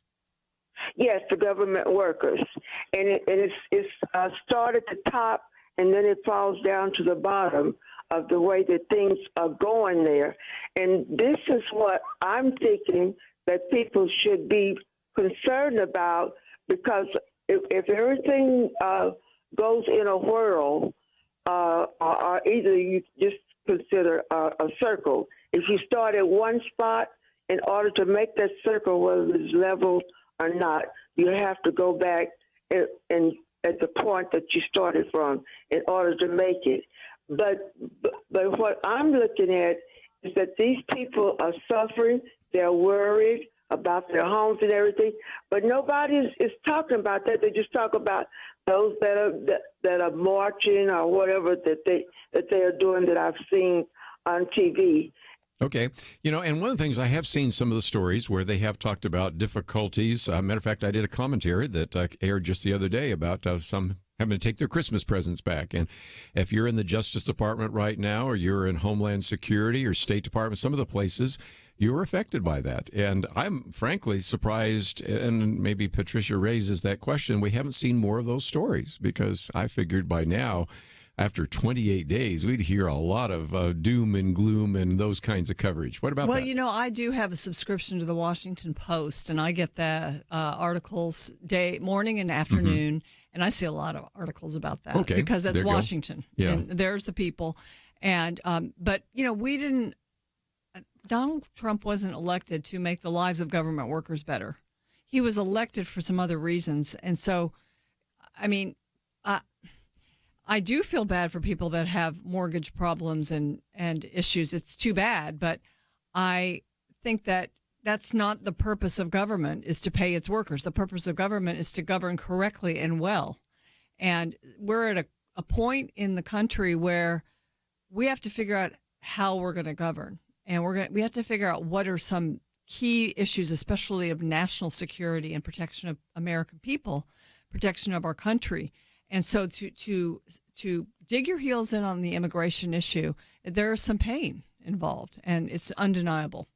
I was actually encouraged to see that there have been a lot of banks and financial institutions that are advancing money to government workers. So you're seeing the private sector step in. I've seen churches to do help, that. and churches and different. So there's some of that. One talk show host that I heard said, "Well, if people were following good financial principles, they wouldn't be living paycheck to paycheck." But that's easy for some people to say. I think we need to remember that. I mean, look, it's one. Yes, these government workers are being inconvenienced, and it's not their fault that this is happening to them. But they're going to get paid. They're going to get paid everything, and many of them are not even having to work. There's a lot of people that would go for some of that, saying, "Oh, I can take vacation for 28 days," and some yet, of them are driving Uber. Yeah, and I can go even do some other stuff to get money. Yeah. And compare that with people who, meanwhile, right as we speak right now, are losing their jobs. Okay, that's who we need to be focusing on. Is the more, it's gonna be okay. They need to do something to get through the process, but the problem is, I don't think any of the sides up there really, they'll use talking about them. I think if the Democrats will talk about them. If it's so easily solvable, nobody can say they really care about the 800,000 people, because this is a nothing. I mean, this is a $5 billion out of $4 trillion. This is people that are, if they really cared, they would sit down at the table and come up with a solution. And there's a million solutions. This is all about politics. This is all about the president made a promise to his base, not his base. He made a promise to be elected. I will build the wall. And the Democrats, their base says, don't you dare give him any money for the wall. I don't care what it is. Don't give him anything. So this is not about substance or solving this or doing anything for the 800,000 people. This is really politics at its worst, I think, when it comes to, look, the president needs to fulfill his promise. But I think the idea that they're just insistent that he not use money for border security, even when you get away from the substance, is just, it's ridiculous, and it's really indefensible. One other reason that the Democrats are digging in is because this is an opportunity. If they were to win this standoff, and that, it's people, it's Democrats, because it's been shown, studies have shown that first-time elections, after people become citizens, and that's really their plan, is to make a lot of people citizens that have come in illegally. And so, first-time voters in their first election overwhelmingly vote Democrat. Sometimes they later become more conservative, but it's for a long time to come, this would be a great, great boon to Democrat elections. One of the other things I thought I might put on the table, just to make Patricia's case, we talked about this early in the week, or I guess I did when I was doing one of the programs, and that is some of these individuals are not at home and not getting paid. Some of them are on the job in dangerous positions. That's true. That's the difference. You've got some FBI agents that are in dangerous circumstances, and you have people at the wall or at the border or wherever with immigration and naturalization. And so that's another issue as well. And so when we come back, one of our callers here is a government worker. So I want to hear his perspective, and then a couple others want to address these issues as well. And the program is called Point of View, so we certainly want to give you a chance to express your point of view. And before it's all through, though, I will eventually change the topic, because we have two marches taking place. One right now, March for Life, just winding down, and then a Women's March. And so that's another topic we will get to as well. But let's take a break, and we'll come back with a couple of phone calls right after these important messages.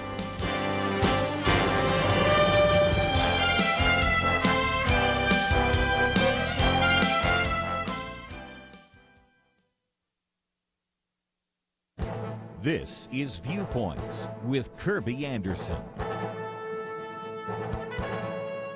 Jean Twenge has been researching generational differences for a quarter century, but she noticed in 2012 abrupt shifts in teen behaviors and emotional states.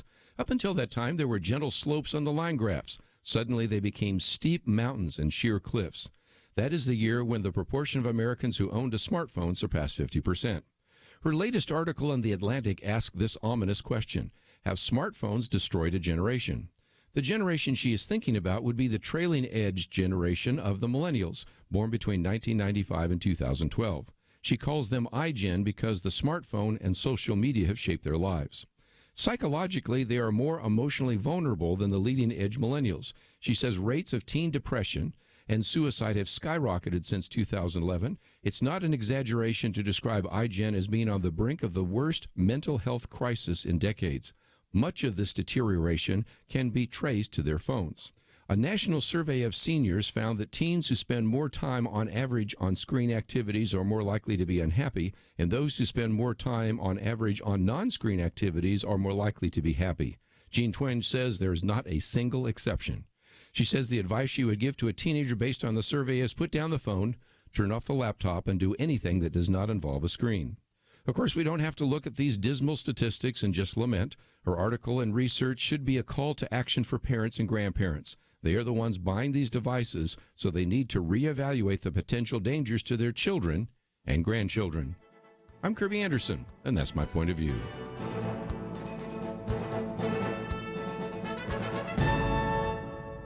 For more information about issues covered on Viewpoints, visit pointofview.net. Pointofview.net.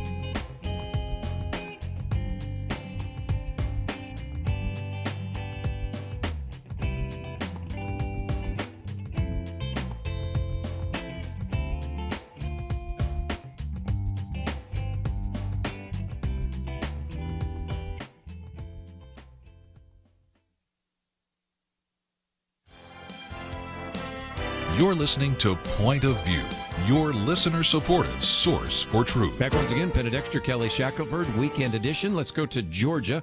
Scott, as I understand, you're a government worker, so I'd love to hear your perspective.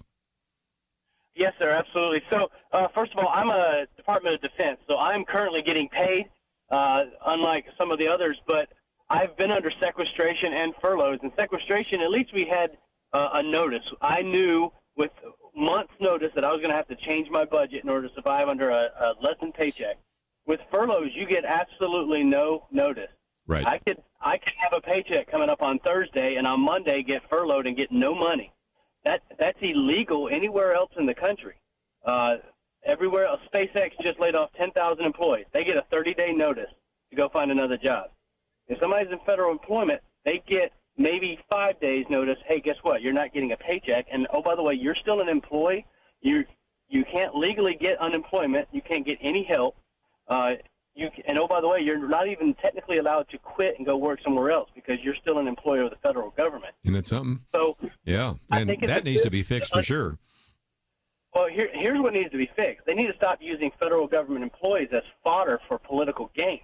I agree with President Trump's fight. That I agree with the border wall. I agree with all of that.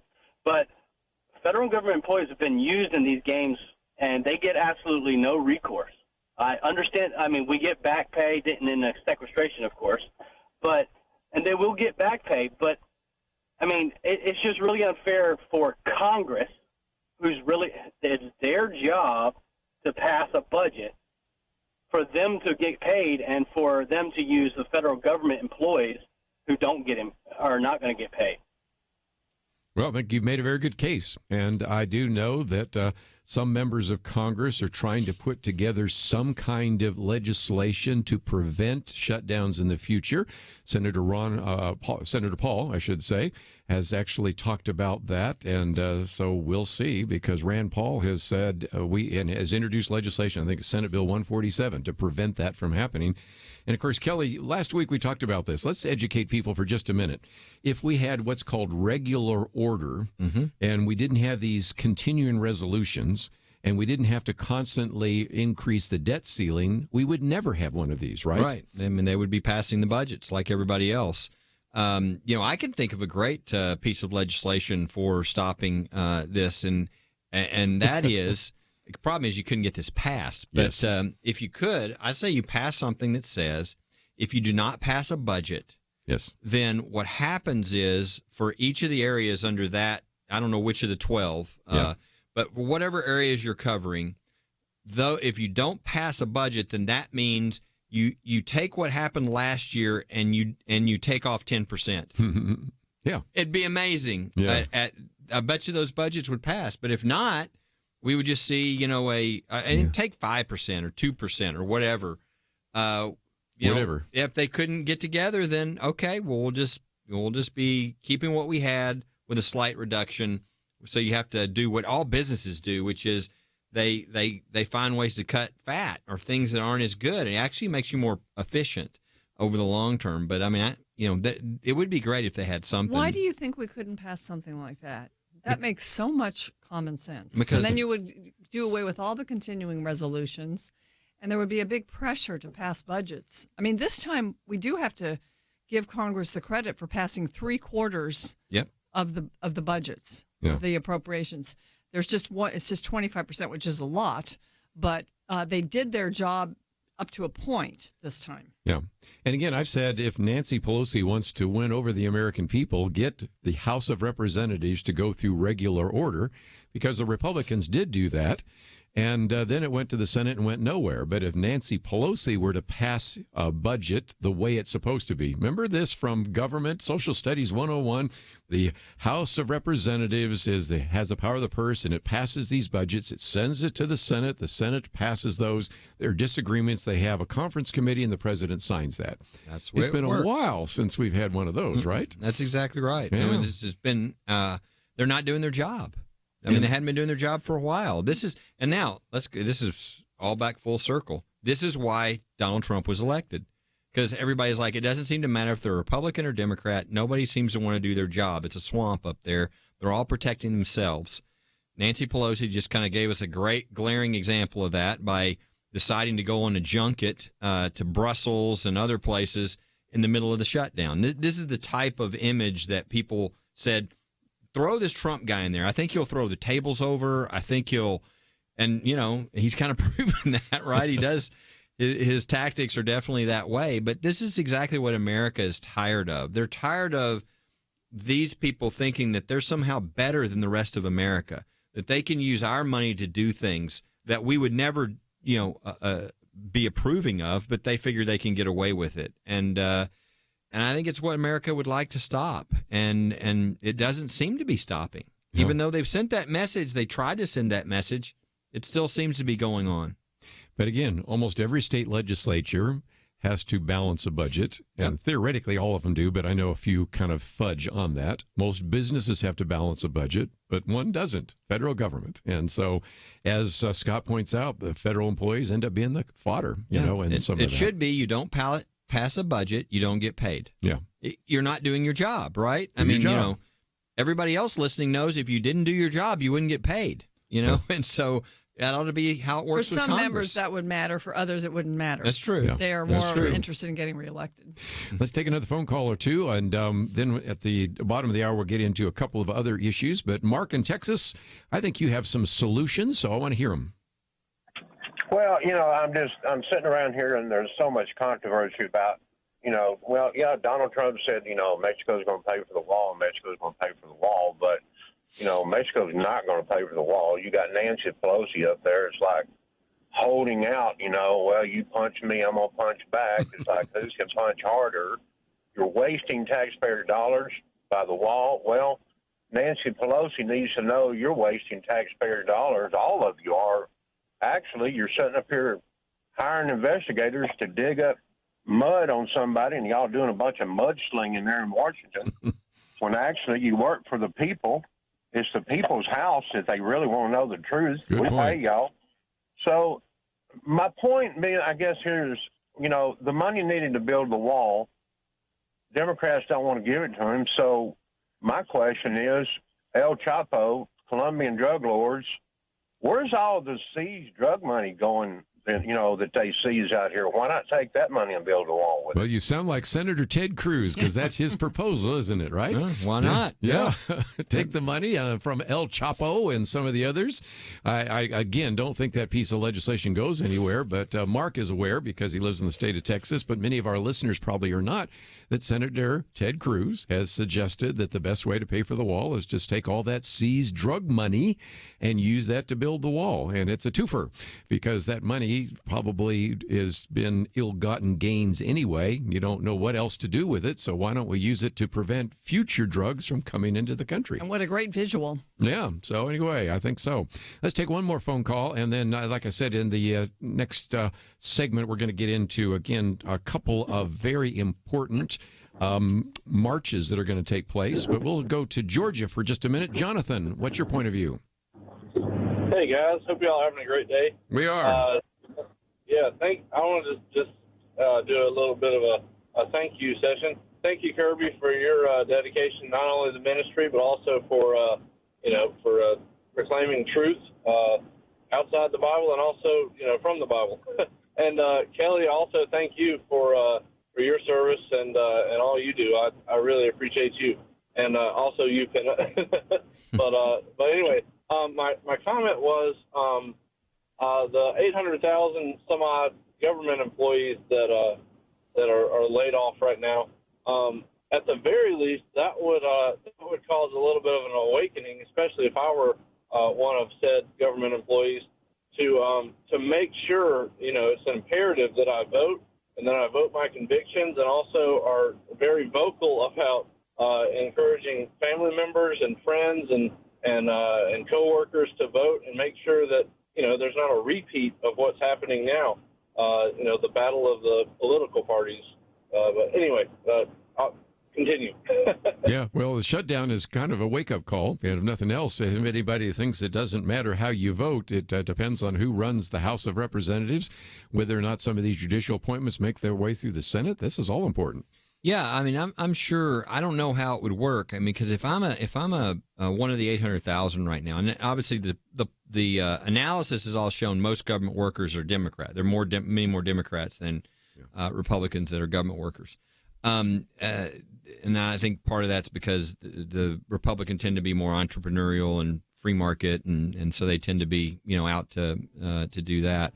And I think I wouldn't know. I would look at both parties and think, I don't think anybody really cares that much about me, or they'd be trying to solve this. And it doesn't seem to be solved. I think I would be a pox on both the parties if I was the 800,000. We'll be right back. Here's some great news. If you missed the deadline to sign up for health insurance, or more importantly, if you sign up for a plan that you're just not happy with, you still have a choice. It's called MediShare, and MediShare is a Christian healthcare sharing program. It's been around for 25 years. They have more than 400,000 members now around the country. And get this, over the years, MediShare members have shared more than $2 billion of each other's medical bills, so they could help share your needs too. And best of all, you could save a lot of money with MediShare. The typical savings for a family is around $500 a month. Your savings could be more or less, but think about what you could do with that extra money every month. So if you think you're stuck with a high-cost health plan that doesn't have much to offer, think again. You can join MediShare anytime, so call them today and check it out. There's no pressure. They're super easy to talk to. 855-90-BIBLE. That's 855-90-BIBLE. 855-90-BIBLE. It takes a team to win. Be part of Point of View's Truth Team and bring truth and healing to America. Go to pointofview.net/team, pointofview.net/team, and 800-347-5151. Point of View will continue after this.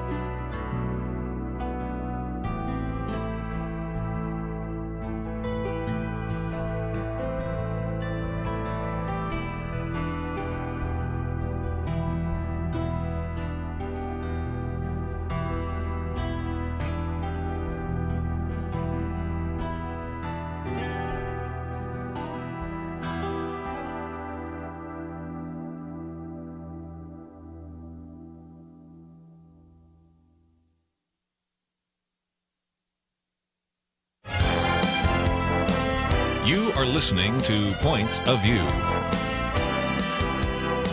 The opinions expressed on Point of View do not necessarily reflect the views of the management or staff of this station. And now, here again is Kerby Anderson.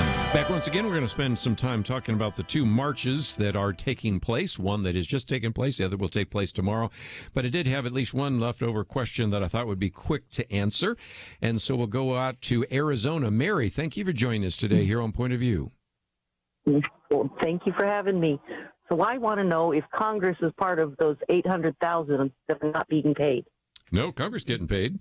The Constitution has them paid, so that's why they can't. It's kind of a nice, it's kind of a nice excuse or defense that they use. But there ought to be some way to come up with an additional. It doesn't mean that other things couldn't happen after they were paid.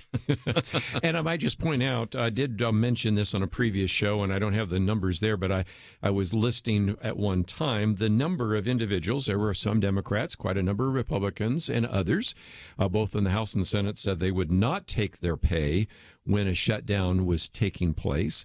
Some said they would donate their pay at that time, so we'll see where that goes. So, again, you can figure that out and even contact your own member of Congress to find out if he or she is taking a paycheck while the government is shut down, at least part of the government is shut down. I saw one new Senator, Mike Braun in Indiana. Mm-hmm. He proposed, but I guess it's still not constitutional, that the members of Congress forego their retirement contributions.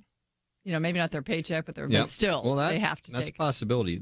Just so people understand, I just thought I'd pull it up and explain. It's Article 1, Section 6 of the Constitution. And what it says is that Congress can't pass any bills that affects its pay during the current term. Correct. So they don't, look, there's just some sense to that. And that's why the founders put that in the Constitution, because there would always be shenanigans going on, either one way or the other, and that really should be off the table. They can affect the next term. They can pass a bill now that affects their pay the next term, but you can't do it during the same term, or this kind of thing would always be going on. And there was an amendment that was proposed by James Madison that just lingered around for a long time that related to that whole idea of pay, which eventually was ratified by enough states. So it's kind of interesting.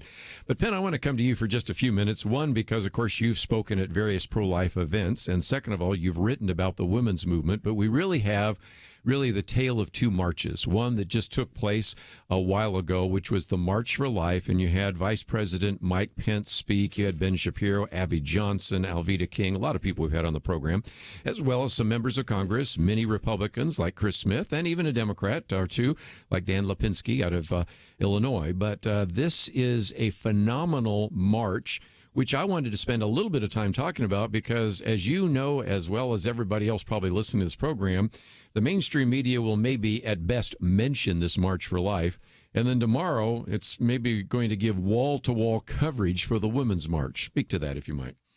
Well, the Women's March it's more of a liberal-leaning, left-leaning conglomeration of different causes who march in it. It's interesting because people dress up and they come out with some very sometimes colorful language and all of that. Yes. So you can see why it would be newsworthy in that sense. But the March for Life is also newsworthy because it's huge and it's filled with young people. It's been going on for, I don't know when the March for Life started, but a long time. I mean, decades. And it's notoriously undercounted by the media and undercovered by the media. And it's because the media doesn't want abortion or the pro-life movement to look mainstream. It's becoming more and more mainstream, especially in the millennial generation, which is the largest generation now. And you're seeing millennials much more pro-life than their parents for various reasons. Probably the most important one is we can see into the womb, and science has shown us that it's a child.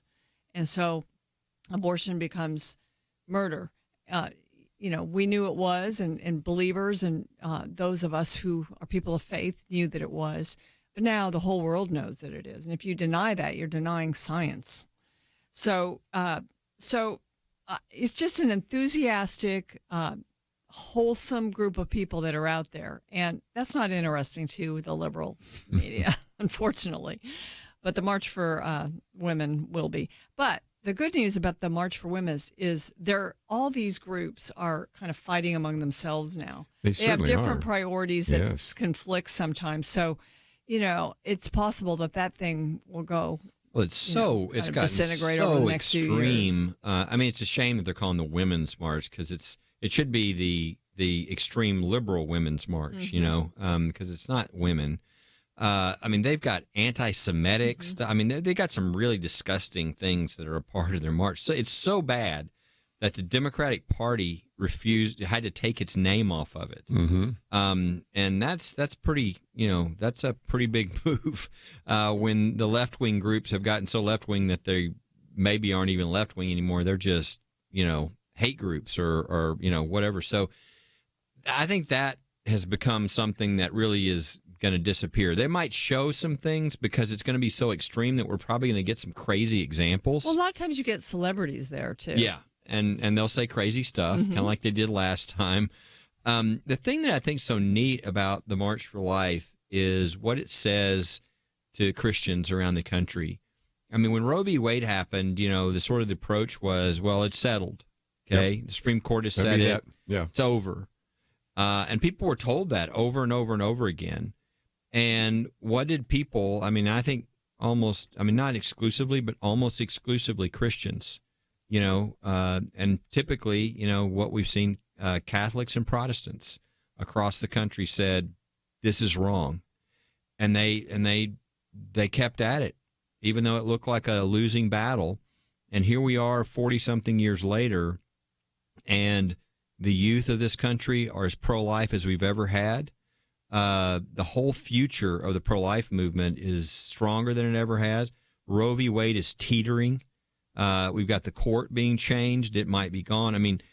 Literally, this is people who are diligent, who are faithful, who were told they would have no success, but they continually did the right thing. And now we're about to see a great evil, I think. I'm not completely wiped out, but that a great evil is going to take some serious body blows in the near future. And I think one of the main reasons is because of the youth in this country and those who are in the millennial generation and everything else who see this for what it is and are not going to accept it. A couple of women made statements this week that I thought were interesting. One is Star Parker, who's been on this show many times. And she says, there's little doubt in my mind that one day Americans will look back on our history with disbelief that it was once legal in America for women to be the judge and jury of life itself, and to destroy the miracle of life within them. And, she's talking about the way we look at slavery now. And then Claire McCaskill, who was a U.S. Senator from the state of Missouri, she lost her race this time. And she's saying to the Democrats, you are not smart to double down on abortion the way you're doing that. And she, this one commentator was saying that this was sage advice and the party's going to pay for not doing that because the Democrats have doubled down on abortion. They're now trying to, in the House, they're trying to destroy the Hyde Amendment, which protects taxpayers from paying for abortion, which is an amendment that's added to different appropriation bills. They want to permanently just remove it. And then they're going back on all the President Trump pulled funds from international funding for abortion at the beginning of his presidency. They want to go back in and start funding abortion overseas and encouraging it. And so, this is the Democrats then becoming really less and less relevant to the majority of the American people. And then there's one other, during this march, you're also seeing a rally before Planned Parenthood. And Planned Parenthood has a new president now, and it's so interesting because a few weeks ago I wrote a commentary that she's a doctor, so I thought, well, they're going to try to downplay the abortion. They're not.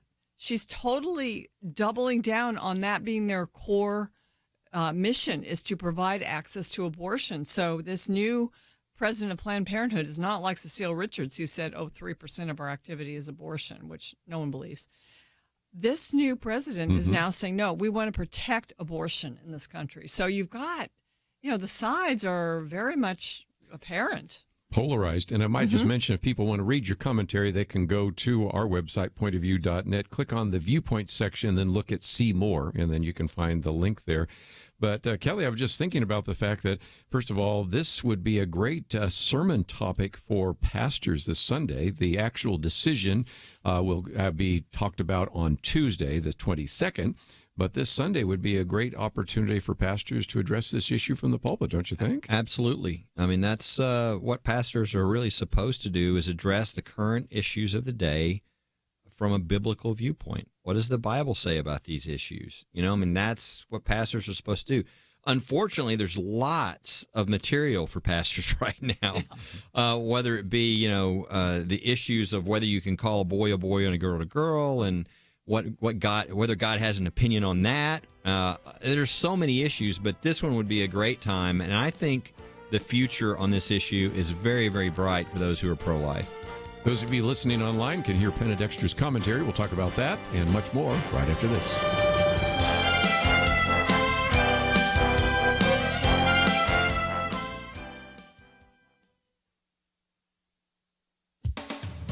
A recent Wall Street Journal op-ed asks a difficult question. Writer Abigail Shirer addresses mothers of teen girls, asking them, what will you do when your daughter defies biology? She relates the experience of a woman, a prominent attorney who has a college-age daughter whom the mom describes as a girly girl. The young woman was sometimes anxious, even depressed, over being excluded from certain cliques in high school and from other pressures a college freshman faces. She and some friends decided their angst had a fashionable cause: gender dysphoria. This girl had never before been confused about her gender, but suddenly she and her friends experienced what Brown University public health researcher Lisa Littman identifies as rapid onset gender dysphoria, or ROGD. Ms. Littman says ROGD is a social contagion that mainly affects girls. Ms. Shirer's article describes the terrible dilemma this presents to the mothers of these girls. These moms are often political progressives, open to other aspects of the LGBT agenda. Many support same-sex marriage. Others are fine with their daughters coming out as lesbians. But, Ms. Shirer writes, when their daughters suddenly decided they were actually men and started clamoring for hormones and surgery, the mothers begged them to reconsider or at least slow down. Yet these moms are afraid of being cut off from their daughters if they push too hard. They want to retain some influence over the decisions that could further damage or disfigure their daughters. They get little help from society. Sadly, the medical community has adopted immediate affirmative care as the standard for teens, granting them what's needed to transition to their stated gender. The psychological and educational communities have mostly fallen into line, and so in the name of inclusiveness have some churches. These moms find themselves powerless to protect their daughters, who are victims of the left's shameful quest to destroy the distinction between male and female. For Point of View, I'm Penna Dexter.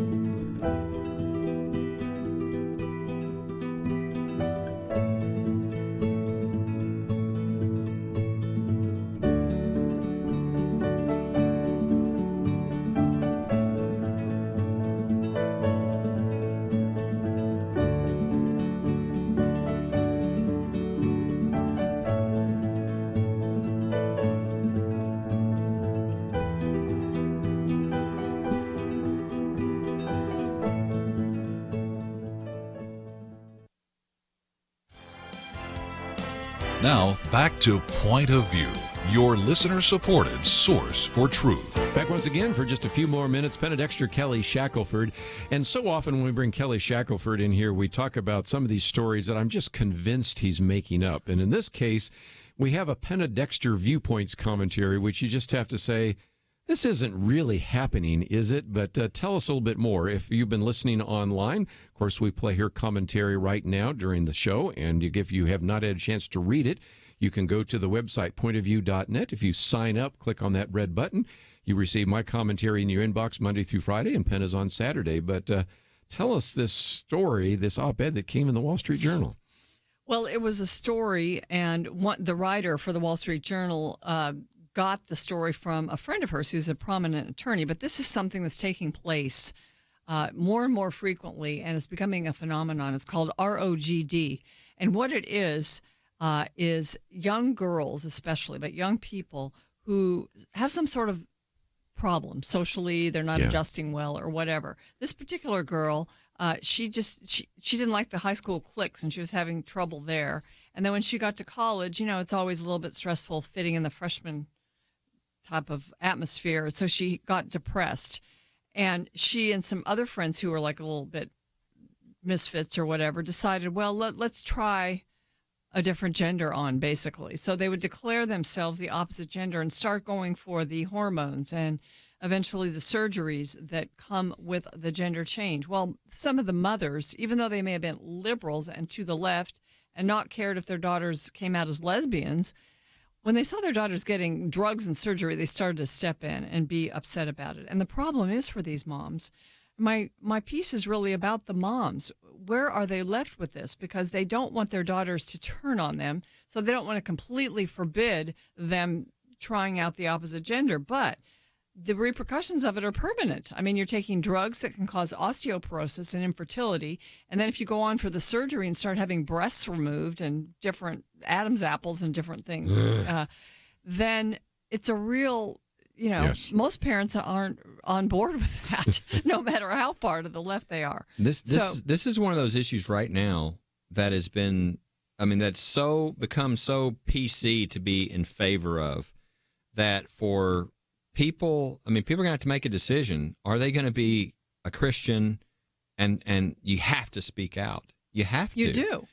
Or are they going to fold into the culture and let their children or anybody they see have their life be dramatically altered in a negative way? We've had Michelle Cortella on, who's she's head of a group of pediatricians, and she said the pediatric community is on board with this transgender agenda. And if doctors don't comply with this, it's a protocol for when a kid identifies as the opposite, that you have to go ahead and give them what they are asking for, the treatments. And if people don't comply, then they're ousted and they're ostracized from the medical community. So they're not getting help from doctors. They're not getting help from educators. A lot of time educators are scared to death to do the right thing. And then some churches are even, in the name of some sort of inclusiveness, getting, allowing this to take hold. And that is where, Kelly, I think it is very true that this is not, to affirm these kids is a sin, and it's anti-Christian. So we need to learn how to speak about this, because even these liberal left moms now are finding themselves powerless to protect their daughters. And it's a tragedy and a crying shame. And if Christians aren't going to stand up, who are? And again, all three of us have had daughters we've sent off to college. It's one thing to send your daughter off to college and comes back as a man. And that's kind of what we're talking about here. And Kelly, you started the show by talking about Romans 1, but boy, this is another example, exchanging the glory of God or the Creator, and instead for the creature, God gives them over. Professing to be wise, they became fools. We are living in a time of just unbelievable cultural insanity, aren't we? Yeah. I encourage people, if they haven't read that in a while, go back to Romans 1:18 through the end of the chapter and just read, and you're going to see, oh my gosh, this is our culture right now. And it requires courage for those who know the truth. If you're not willing to speak the truth, then you're really you're not willing to love people, because there's so many damaging things happening around you that somebody's got to stand up. I just feel so bad for these little 7, 8-year-old children whose parents aren't protecting them, who are allowing their entire life to be altered in a way. They don't know anything at 7 years old. It's just the most ridiculous thing ever. But, it goes all the way through in Penna's example, where people who are in college. But, this is starting at yes, it is. Age 6 and age 7. It's insanity. Yeah. This one's almost, in a sense, has its own category because it's a social contagion. Right. They see their friends doing this, and they do it. Last week I heard Dennis Prager speak, and he was talking about the left. And this whole agenda for obliterating the differences between the genders is a tool of the left. It's actually a very powerful tool to destroy Western civilization and our culture. And so, if you care about individuals, you should care about it. And if you care about the culture as a whole, you should care about the differences between man and woman being maintained. Let me again encourage you to get a copy of Penna's commentary. And again, there's a share button, so you can put it on your Facebook page or Twitter account and those kinds of things. But before we run out of time, Kelly, I want to come back to you because people say, well, what can we do? Well, first of all, we're winning the war of ideas. There's more pregnancy resource centers than there are abortion clinics. We're winning a lot of cases at the Supreme Court, but a matter of prayer, you have a case that next month will be considered before the Supreme Court, and you have another case that, who knows, maybe while we've been sitting here, was going to be accepted by the Supreme Court. Right. Tell us what's going on. Well, the American Legion case, which involves the Bladensburg Veterans Memorial, the Cross, is going to be argued February the 27th, and this is a really important case, number one, because of what it means for every Veterans Memorial in the country, including the crosses in Arlington National Cemetery, which if this is affirmed, they will have to come down. But also because we're dealing with the standard. The only reason this ridiculous decision was in place to tear down a Veterans Memorial is because these tests that they've put in place and that are bad and they're really anti-religious are what they're using. Well, we've asked the court, it's time to get rid of these. This is not what the Constitution says. It's unworkable. It's creating all kinds of problems. If that happens, the change to our country, it would be incredibly positive. And so just be in prayer about that. It would affect things, all kinds of other things outside of this, like Coach Kennedy's case, which is the next one you ask about. Coach Kennedy was fired for going to a knee and saying a prayer, silent prayer, after the football game by himself. Again, if we got the standard right on these things, he wouldn't have those issues. We wouldn't have coaches having to be worried about whether they can pray. And we could go on and on and on. Coach Kennedy's case has been relisted 10 times by the Supreme Court, we're nearing a record. So something is going on. Today was, they went into a room and made a decision. We don't know what it is yet. We'll probably find out Monday. Whether they've taken the case and they're going to set it for argument, or whether they've relisted it again or something else. And so I would just encourage people, pray for the American Legion case, the Bladensburg Cross case, and pray for Coach Kennedy and that case. And if they need to see any of this, they can go to firstliberty.org and look at any of the case, any of the briefs filed, anything they want, but be in prayer. Well, again, there are other cases. The one about the Christmas stamps, as well as the sweet cakes case and the Bladensburg case and Coach Kennedy case. There's lots of videos there watching all of that, and it's all at firstliberty.org. So, Penna, this is very important. This is why I encourage people to support them both financially and with prayer right now. It is very important, and we just want to thank folks for joining us. And now you've got your marching orders. And I want to thank both of you for joining us, and we're looking forward to next week. And first of all, I want to thank Andrew and Steve for their help behind the scenes. If you find yourself saying, okay, I need to read some of this, it's all available at our website, pointofview.net. Have a great weekend. We'll see you back here on Monday right here on Point of View. Here's some great news. If you missed the deadline to sign up for health insurance, or more importantly, if you sign up for a plan that you're just not happy with, you still have a choice. It's called MediShare, and MediShare is a Christian healthcare sharing program. It's been around for 25 years. They have more than 400,000 members now around the country. And get this, over the years, MediShare members have shared more than $2 billion of each other's medical bills, so they could help share your needs too. And best of all, you could save a lot of money with MediShare. The typical savings for a family is around $500 a month. Your savings could be more or less, but think about what you could do with that extra money every month. So if you think you're stuck with a high-cost health plan that doesn't have much to offer, think again. You can join MediShare anytime, so call them today and check it out. There's no pressure. They're super easy to talk to. 855-90-BIBLE. That's 855-90-BIBLE. 855-90-BIBLE. It takes a team to win. Be part of Point of View's Truth Team and bring truth and healing to America. Go to pointofview.net/team, pointofview.net/team, and 800-347-5151. Point of View is produced by Point of View Ministries.